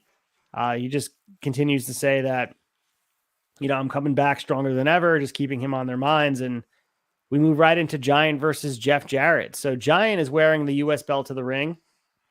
Shivani does make sure to tell us that Flair is no longer the champ because of not defending in the belt in 30 days. Even though the belt's not on line, Giant's not the champion, but somehow he took the belt from him. We don't see this on Nitro. We don't see it on Saturday night. Not sure. I know Giant and Flair were feuding, and I know Giant was, I mean, he was supposed to get the U.S. title shot at Halloween Havoc, didn't get it because Flair got hurt in Japan. But this match goes pretty quick. 6 minutes and 52 seconds. This is, I believe, Jarrett's first loss in WCW. This achieved a couple things. Sting came out, obviously, punishing Jarrett for waltzing in here all of a sudden and demanding that he stop being a loser and become the leader of WCW against the NWO. And obviously, it allowed the Giant to finally chokeslam Jarrett when he said he couldn't do it. So this pretty much puts the final pin in the Giants' feud with the Four Horsemen. Sting showing up was the highlight of this match for me, obviously. Absolutely. Seeing Sting on pay-per-view, the pop that he got. So Sting hopping in the ring, giving Jarrett the Scorpion Death Drop. Huge. I loved it. So yeah, right, the booking decision of Giant winning, but the Sting thing stole the show for me. I love the mock Sting walking down the ramp, you know, coming through the crowd. Crowd's fucking loving it. They're eating it up. And it was a very complex ending, you know. Everybody, they're setting it up like maybe he's with the NWO, maybe he's screwing around, like he just helped the Giant, of course he's with the NWO. And that's where that whole year of not talking pays off so well, because you're just like left with questions, and you're like, he's not going to be on Nitro next week going, yeah, I did it because I'm with NWO. You know, it was just very mysterious, like the whole Sting gimmick was here, which was great. And I do want to give props. That was a hell of a choke slam from It was. The Giant, man. He fucking lifted him up, man. I was like, God, he got aired. It was good. Sure. It was fun though. It wasn't a terrible match. It wasn't a great match. It was just it was a storytelling match. So it was good. All right. So the next segment here is the contract signing. We have Piper, the Hogan thing, Bischoff coming out. So there's a table with a plaid cover ready in the ring, and Piper comes out with the contract in hand. So instead of seeing Hogan, Eric Bischoff comes out wearing a New World Order shirt. This is the first time we're seeing him in the NWO shirt, because obviously the Go Home show, and then this is the first time we're seeing them. Ted DiBiase and Vincent come out as well. Bischoff says that Hollywood isn't coming out to sign this because he's too busy looking over some scripts from his new upcoming movies, and has made Bischoff his power of attorney so he can sign the contract in place. So Piper reminds Vincent that he taught him how to fight, so he better back off. Piper handles these three by being able to talk all over them. He doesn't care about WCW or NWO. To Piper, NWO means no way out, and somewhere Vince is thinking that might not be a bad name for a pay-per-view. Goddamn pal. So he continues this segment. Hogan does eventually show up. He proceeds to call Piper a cripple and a peg leg Pete. Piper finally has enough and slaps Hogan away. The NWO then swarms. We get Hogan blasting him with a chair, spray paints him with the NWO letters across the hip. Before the World Order leaves, Piper gets to his feet and turns the table over to prove a point. What did you think about this segment? I mean, I thought the build towards the match is off to a hot start. I know the match does not quite live up. I don't think it can, but they were really tying into the history that these guys had all the way back in 1985. Yeah, no, it was. I thought it was really well done. I like how they bring up the history. I loved Hogan lifting up the kilt, showing the giant scar on his hip. Like, come on, brother, you're not the same as you used to be. a little not PC. I don't think you can call people cripples and peg leg Pete's and get away with it nowadays, but 96 was wild times, man. I thought it was really good. It was just Piper and Hogan have a chemistry. And I like you said, the build is off to a fucking blazing hot start. And time will tell if the match lives up to what everybody says. Maybe they were just shitting on it because it didn't live up to their standards of 1996, but 2022 Piper Hogan might be fucking huge. Yeah, I mean, you and I will watch it with fresh eyes. I have not seen it. I mean, I saw highlights of it back in the day, and I remember reading about how disappointing it was and all that, and all that kind of clouds your judgment. But now that we're watching it in context and sequential order, it may, I don't know, age a little bit better in our mind. So we'll be the judge of that. We'll talk about it when it gets here. No, absolutely. And I remember people were saying like Sting and Hogan at Starrcade 97 doesn't hold up, and it was like off match. Still one of my favorite matches. I loved it. And it was just, it was a moment, you know, and that's what wrestling's all about, is big moments. This is a fucking huge moment here. It's the first time you're getting Piper and Hogan outside of the WWF bubble. You know, this isn't rock and roll Saturday mornings. This is WCW, brother. 100%. I mean, I thought this was a good segment, and it really emphasized the fact that Bischoff is a bad guy and he's in charge, and it changed the whole dynamic of where this feud was going, because Piper thought he had, not that he thought he had Bischoff in his corner, but he thought he was going to have Bischoff at least a neutral party to be this guy to set this match up and be on a level playing field, because Piper in his mind feels like he never got a fair shake at Hogan throughout the WWF run. And here we are again. The table is stacked against him, no pun intended, with the table being in the ring.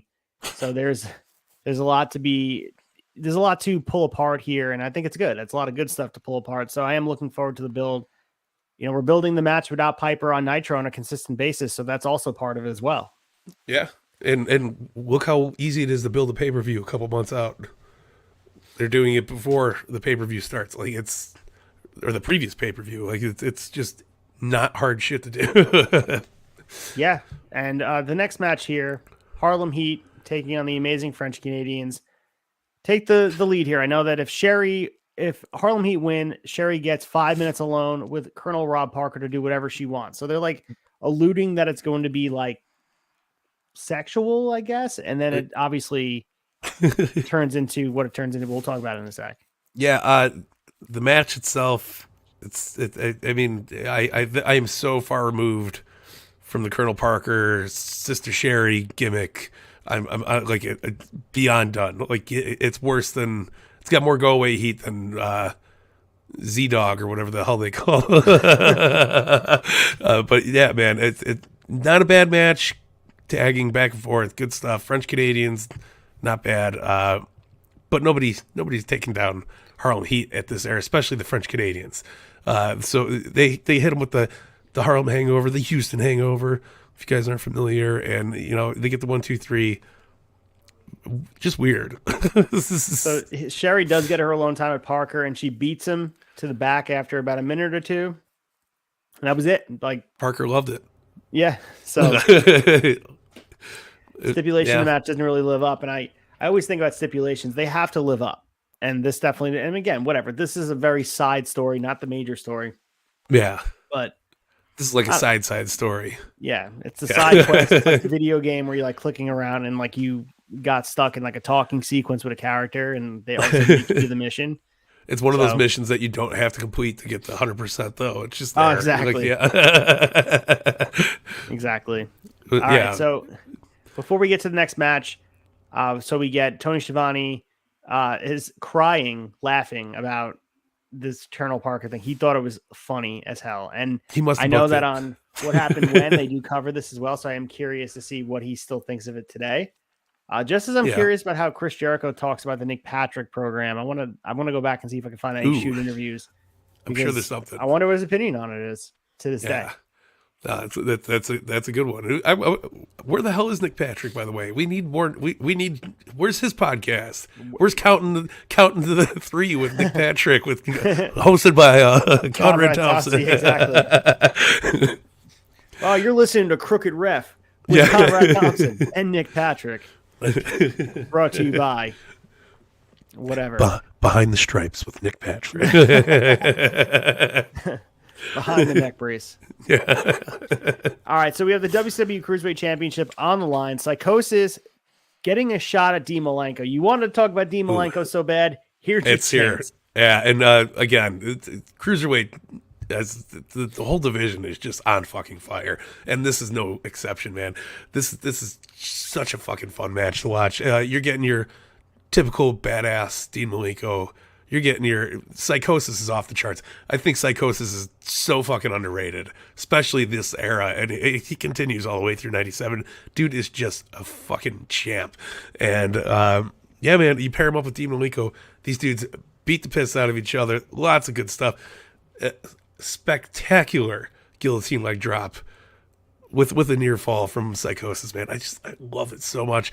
But nobody crosses Dean Malenko, right? So Dean Malenko gets the double reversal tombstone power driver. What a fucking spot! So and sick. You don't So see this sick. often, man. And it was so nice to see. It was cool.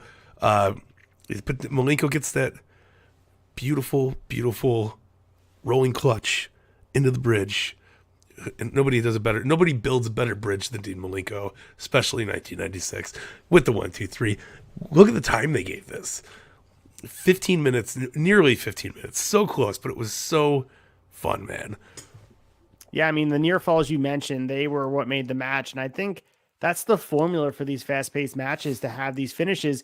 And really what you get the buy-in from everybody watching is because you'll end the match on things like you did with the main event, the Nitro on the go-home show, with the sunset flips, and you have the cradles and the roll-ups. Those things can quickly end matches. So when someone hits a guillotine leg drop, or they hit a reversal or a rana to the mat quick, and they get that really 2.9, you believe it's going to end. And that's, even to this day, watching 26 years later, I'm jumping up like, oh, did Psychosis win the Cruiserweight title? That's how I can tell the match resonates to the same level. And like you said, these guys killed it. And you could take that whole division, out of a hat, pull two guys out of the hat, and they would probably have, 4.5 star match given 15 minutes. Like, it's just what it is. I mean, I thought this match wasn't the best effort that you probably could see from Dean Malenko, but again, it's nitpicking because of the fact that how high they've raised the bar this year. And it seems like it only gets better from week to week with Dean Malenko. He's just on fire. Yeah, and I mean, it's hard to compare it too, because we had that beautiful match with Rey Mysterio and Ultimo Dragon earlier. So it's like, it's one of those things. Like, we get so many good matches these days. It's hard to pick and choose. Like, that one was amazing. That one was amazing. Like, you're gonna get tired of seeing amazing wrestling, but not here, not in '96, because you got the Giant and Lex Luger, and this is a fucking perfect balance. And I do love those moments that, like, they protect the finish, and the finish being itself the end of the match, not the move. So they protect the finish of the matches by doing those near falls and doing those roll up wins. So you, like you said, you see it, you're like, holy shit, Psychosis is gonna win this, like, hell yeah, and it keeps you on your toes. It's a lost thing in wrestling. You don't see, like, if Jericho won with the sunset flip on Dynamite, you'd be like, what the fuck? Like, this never happens. And I think that's something cool that they should look back into. Maybe start working that in a little bit more. It just takes a little bit to just a couple weeks. I mean, I think about when they started getting the punch over with Big Show in that whatever year that was. Yeah. Even when Mark Henry started doing the bear hug and the world's strongest slam, that became an unbeatable finisher. And all you have to do is just build consistency with these finishes, and do it a couple weeks in a row where Jericho wins with a cradle, or Jericho wins with one of those moves that we always see the memes about, where it's like, I can't believe he kicked out of a move I've never won with. Yeah. I think it's Allie Katch in the meme where she's like, she's shocked. She's like, I can't believe he kicked out the move that I've never quite won a match with. But the same can be said about, just on a Dynamite or a Rampage, if you have a guy like Jericho or even Danielson. I know Danielson was winning with all these different submissions, so he's maybe outside of this boxing conversation. But to have finishes that are just with these moves that are their impact moves, maybe just end a match on a superplex one day. Just do it. Like, because that's it. If you think about that move, that's insane. That these guys, I don't think a superplex ever ended a match aside from when Big Show and Lesnar broke the ring. Like, that move doesn't end, but it should, right? The superplex is one of the most devastating moves you can do. Yeah, I mean, even like, give me a fisherman suplex, and you bridge out of it. Like, you slam them, you bridge 1, 2, 3. everybody would be like, wow, that was an upset, you know, and then, but you do it, it would be awesome. It would just, it would make not only the feeling of watching more exciting because you don't know what the hell's going to happen, but it also does a double like plus because it makes your finisher even better because when you see the finisher, you're like, hell yeah, like, you know, like it puts over two things at once. You can't do that a lot these days. So TK, man, I know you're watching Shot of Nostalgia right now, not paying attention to booking Rampage, but I mean, come on, this is what you got to do. He could watch Saturday morning. I know that's when TK watches us. He does, yeah. I mean, it's his coffee talk. But it's also like the realism. I know that he wants to base his pay-per-view revenues and the pay-per-view format against UFC, and UFC, and they don't finishing moves. Obviously, it's a shoot fight where these guys are going out there, and sometimes a punch that looks innocent can end a match. So yeah. I would like to see more of that in wrestling. Not all the time, but I think sometimes where matches get ended with moves that are typically moves that you kick out of. Yeah, you know, give it once a week. End it. Something, maybe once every other week. It doesn't need to be always that long burn towards like making the near falls more meaningful. That goes a long way. Where then all of a sudden you have this pay-per-view match where holy shit, Moxley won with this side suplex once, or he won with this superplex once, or he made someone tap out with something other than that bulldog choke. So like, you know. It makes those other moves mean a little bit more, like you were saying. It makes the matches mean more. Let's fucking go. Speaking of matches that mean more, we have the WCW World Tag Team Championship on the line.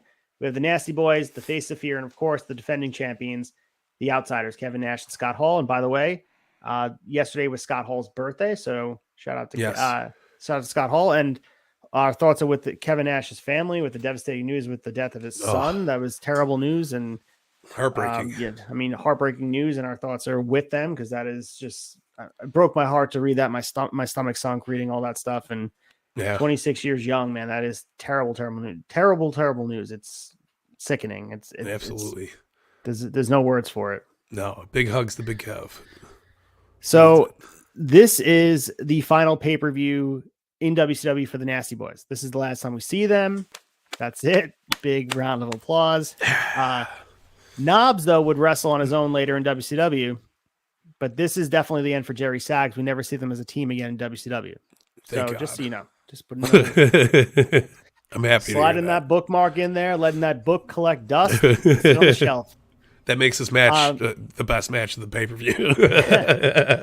This match, honestly, was a lot of fun, and I think sometimes triangle tag matches can leave a lot to be desired because they get chaotic, but this was the perfect combination of different personalities and different guys in the rings and everybody knowing their roles and what they're trying to achieve, and true professionals really in the ring. I mean, you got the Face of Fear, who are an underrated tag team. You and I have been kind of sounding that horn for the longest time, saying they deserve a tag title run. They're underrated. Ming and Barbarian are just absolutely professionals, and from a bygone era of guys that are just tough guys in there, making everything look believable, but also the personality of the Outsiders.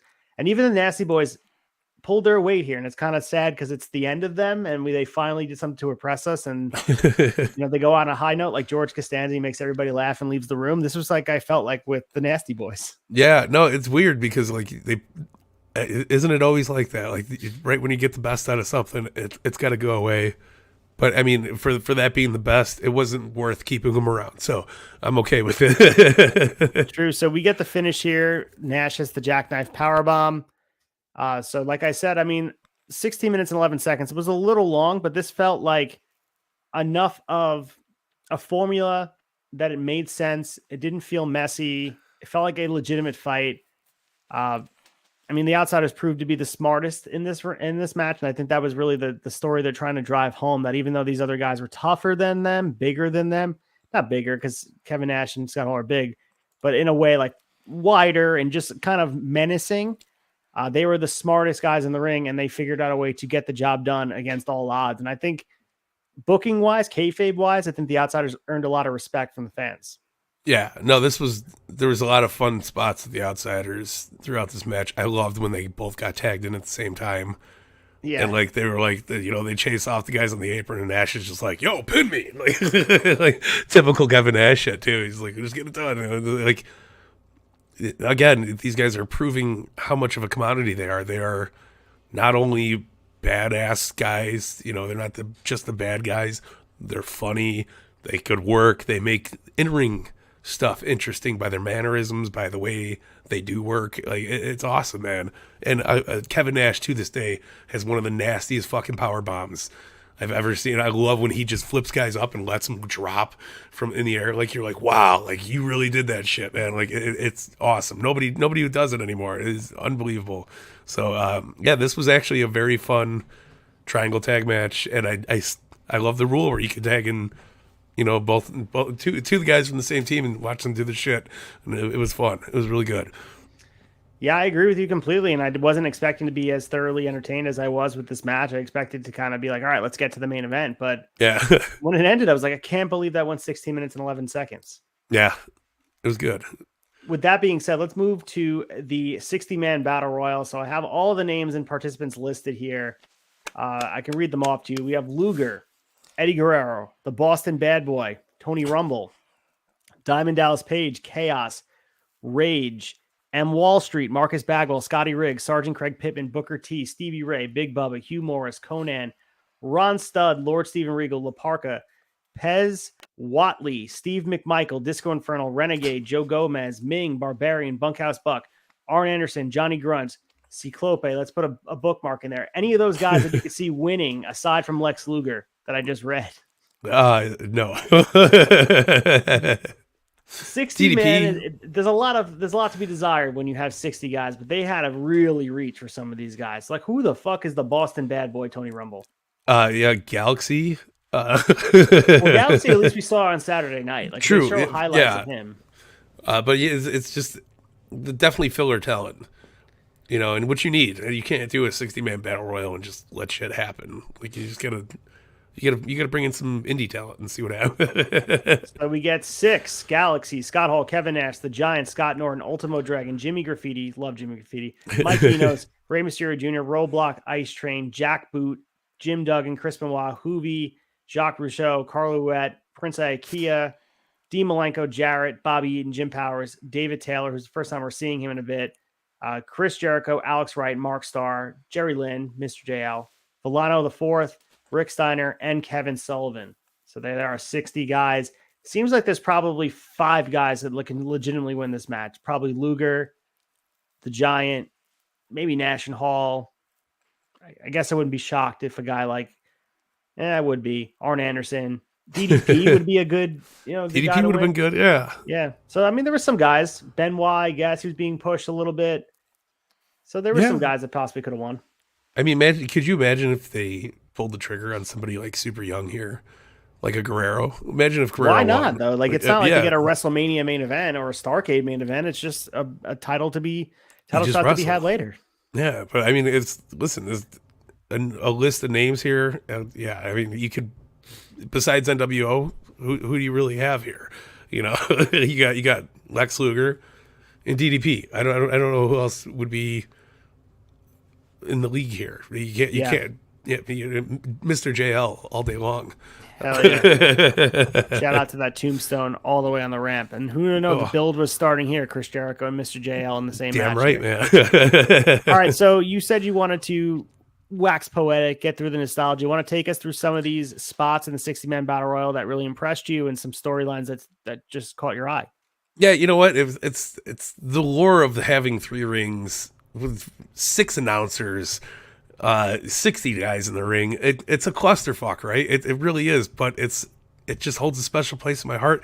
Not a lot stuck out to me on this one. I remember 97's a lot more than I do 96, but it was fun to watch. Who was the commentator that got knocked down?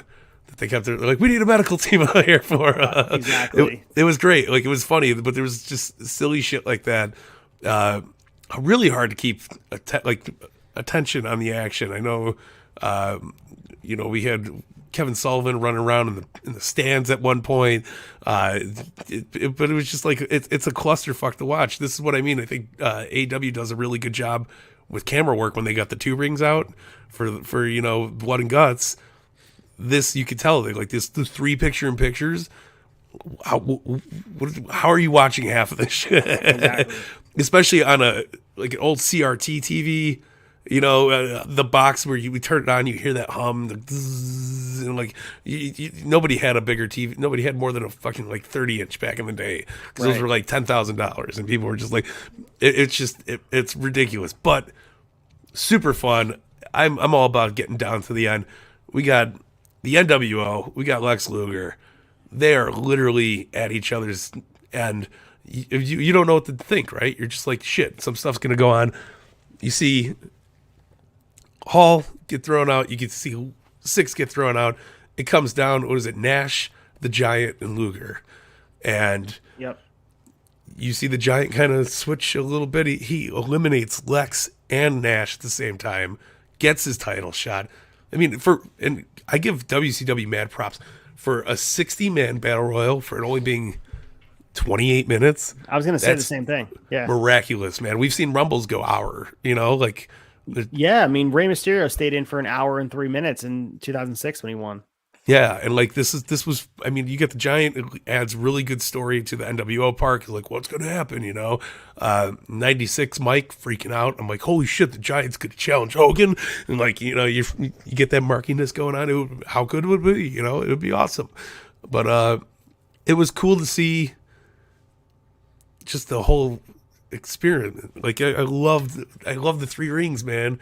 I love hearing Dusty Rhodes dressed like Eddie Murphy in Raw, sitting on the commentary going, I don't know what's going on, man. We got 10 people left in our ring. We got 8 people left in our ring. Like, they did a great job with it, and especially it being 96. Like, I mean, you got the 6 commentators all powered through the same headsets. Brilliant. That way they can all keep up on the action a little bit. But you just seen a lot of fucking silly eliminations. And then of course it comes down to NWO versus Lex Luger. Yeah, but it was good. I thought it was fun. Yeah, I mean, it's hard to tell if there were any eliminations happening. Like you said, with the 3-way split screen, it's hard to tell what anything meaningful was happening. And I think this is sort of WCW in a nutshell, because every elimination in every Rumble is so important that you're trying to see if 2 feet hit. There's none of that here, where they just go after the jobbers, they go after the luchadors, and then everybody else is left, where all of a sudden there's like 9 guys left, and you said, where the hell did everybody go? And the fact that this was 28 minutes, I think you can take away the fact that 90 seconds pass when you are having a new guy come out. So the fact that they're all starting in the ring essentially at the same time, that adds to it as well. I thought the finish was good. The Giant looked strong. Probably the highlight of the whole battle royal was the Giant eliminating Rey Mysterio with one arm. Like, that was probably the most memorable moment. But I thought the ending with Giant winning was the right choice, because this at least creates some diversion, that there's something to weaken the New World Order. As I mentioned, when they're too strong, the fact that they have Bischoff, the guy who's running the whole company, they're just too strong right now for anyone to have a serious shot at taking them down. And now, since the Giant is part of the faction and Hogan's the champ, now he has a guaranteed title shot for winning this battle royal. At least there's some potential for treason. And I think it should be a little bit more interesting in the weeks to come. It has me at least intrigued to see if the Giant goes back on maybe his decision on joining the NWO all these weeks ago. So yeah, I mean, the history is there and people forget. I mean, Hogan beat the Giant for the title. So like, the last person to hold it, the Giant knows what it's about to be champion. So at least the story's there. Yeah. We know ultimately it's going to be something that at least puts a seed of doubt the New World Order is just going to run roughshod over everybody right now. Yeah, and it was done right. Like, I mean, you have him kind of getting in heat with Nash for eliminating him, and like it was just a good build up. And like you said, Giant was the last guy to hold the title before Hogan. So I mean, you're gonna get some good tension out of this, or whether they follow through with it or not. That's the big question on WCW's end, because like it would have been a hell of a program. I'm a little fuzzy on it. Don't remember quite what happens after that. So, but good shit and fun. I do know that they learned a lot from this one, because a 97 one's a lot easier to follow and a lot, like, it's not as clusterfucky, but it's still a clusterfuck, but in a good way. It's just such a fun pay-per-view. I do like having everybody come out in the beginning. I think that's awesome. I like, the chaos that happens in that first couple minutes where everybody's just throwing each other all over the place. And they did tell a story, which is a hard thing to do in a battle royal scenario. You know, sometimes it's just like the boyhood dream's alive. He won the, you know, he's going to be the number one contender now. This was a little bit more like, oh shit, now we're ruffling some feathers. We're going to see where it goes from here. And I'm good with that, man.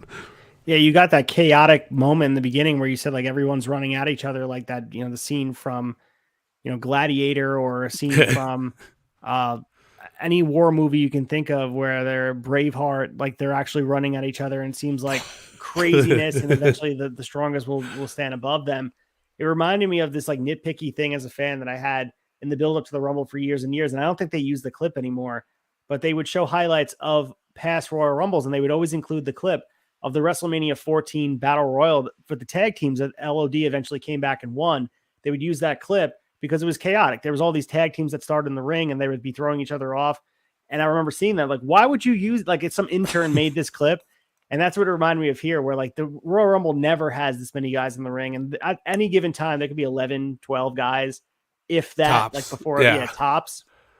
This at some point, there were bodies on top of bodies, and imagine what it would look like if it wasn't 3 rings, but they were still packed even with the 3 rings here.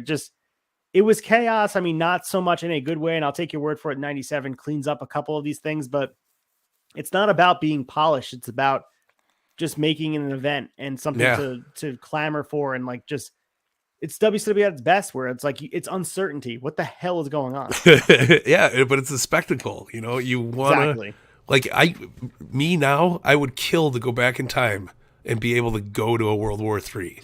Imagine being there live. Like, what the fuck is going on? Like, this is awesome. And like, yeah, man, it's a silly Rumble concept basically, but it's fun as hell to watch. And this one was a lot more clusterfucky than 97 for sure, 98 even. But like, it was still fun. It was still entertaining. It was a spectacle. It was great. All right. Well, that being said, let's get to the chaser and talk about our favorite part of the 2 nights of wrestling, the Nitro and also World War III.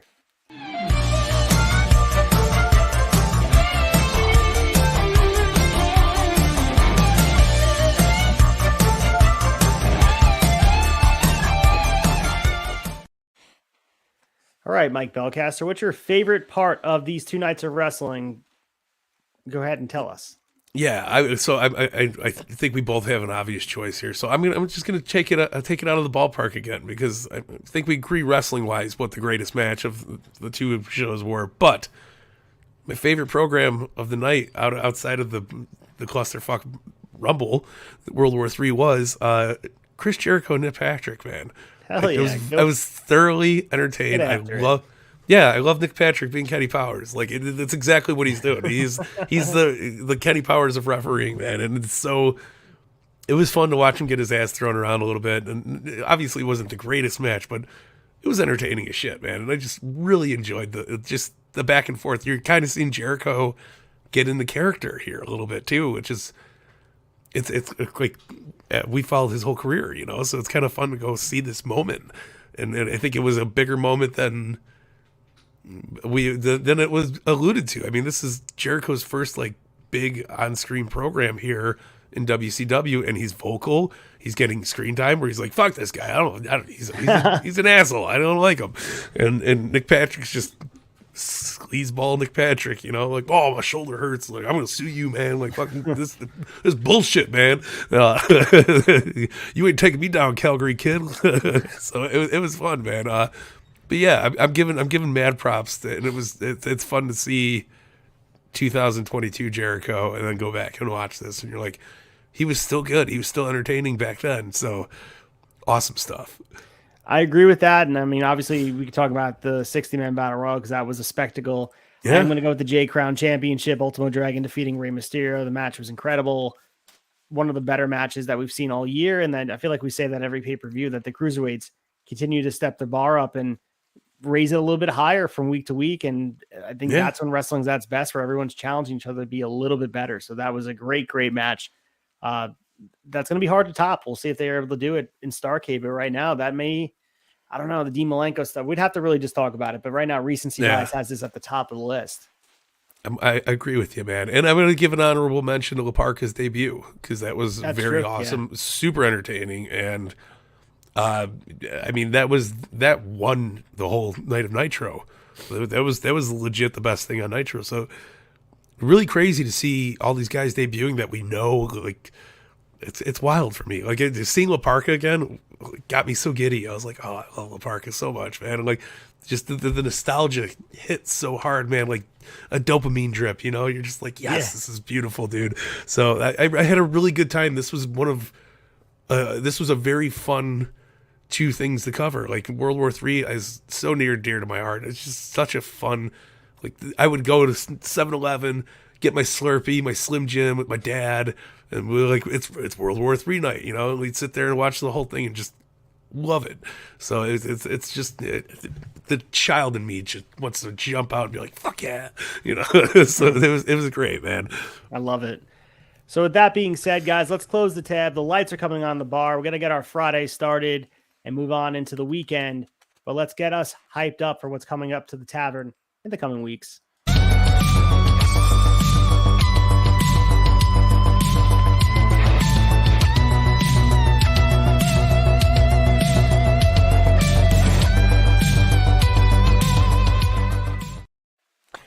All right. As we give our final wrap up of this Friday, we are closing up episode 27 of Shot Nostalgia Season 1. Mike Belcaster, give me what's going on in the tavern, what's coming up on Fig Night, anything going on in the Mike Belcaster world. You know the shield drill, man. We were doing Fig Night we had a surprise Fig Night this past week. We aired on Monday. AEW kind of threw everything off. MLB kind of threw everything off. We'll blame MLB. It wasn't Tony's fault. Yeah, but yeah, man. Fig Night was a blast. We did a major unboxing. I think I opened up 6 figures. It was awesome. It was great. Tony Schiavone, to tie it into what we're doing right now. Yeah. Tony Schiavone's very first figure. I let him breathe, man. Put his glasses on, sat him down in the announcer chair. Just told him it's gonna be all right. Now you're home where you're gonna be booked good for the rest of your life, brother. Yeah, Fig Night was a blast. We got some fun shit happening this week. Stay tuned, join us for it. Always a good time with Fig Night. I got some really cool toys from the attic to show off, and yeah, man, I'm not spoiling anything, but you guys are gonna be like, holy shit, that's older than you. I'm like, yes, sir. I'm looking forward to it, and then obviously the All Elite wrap up this past week was chaotic. It was fun. It was a great conversation, as it always is. And yeah, I look forward to this week's too. Back on Wednesday nights, right where it belongs. The best Wednesday night show that you can watch. Let's fucking go. Let's fucking go. You guys can go to the turnbuckletavern.com. Make sure you guys check all those links out. Subscribe to YouTube. If you're not already subscribed, hit the like button, hit the subscribe button. We're 30 away from 1,000. Sure there's a giveaway in the works, so make sure. And shout out to Tom with the shorts and Chad making some shorts. It's really bumped up the game here. And also shout out to everyone that came out to Victory Pro Wrestling last weekend. I had a table there. It was a great show, the Gold Rush Rumble in Bayshore, New York, and VPW always kills it, but they had a great show that night. Everyone that came to the table was super friendly. They got some good content. Met up with some good podcasters as well. The independent wrestling community is so strong and everyone's so welcoming.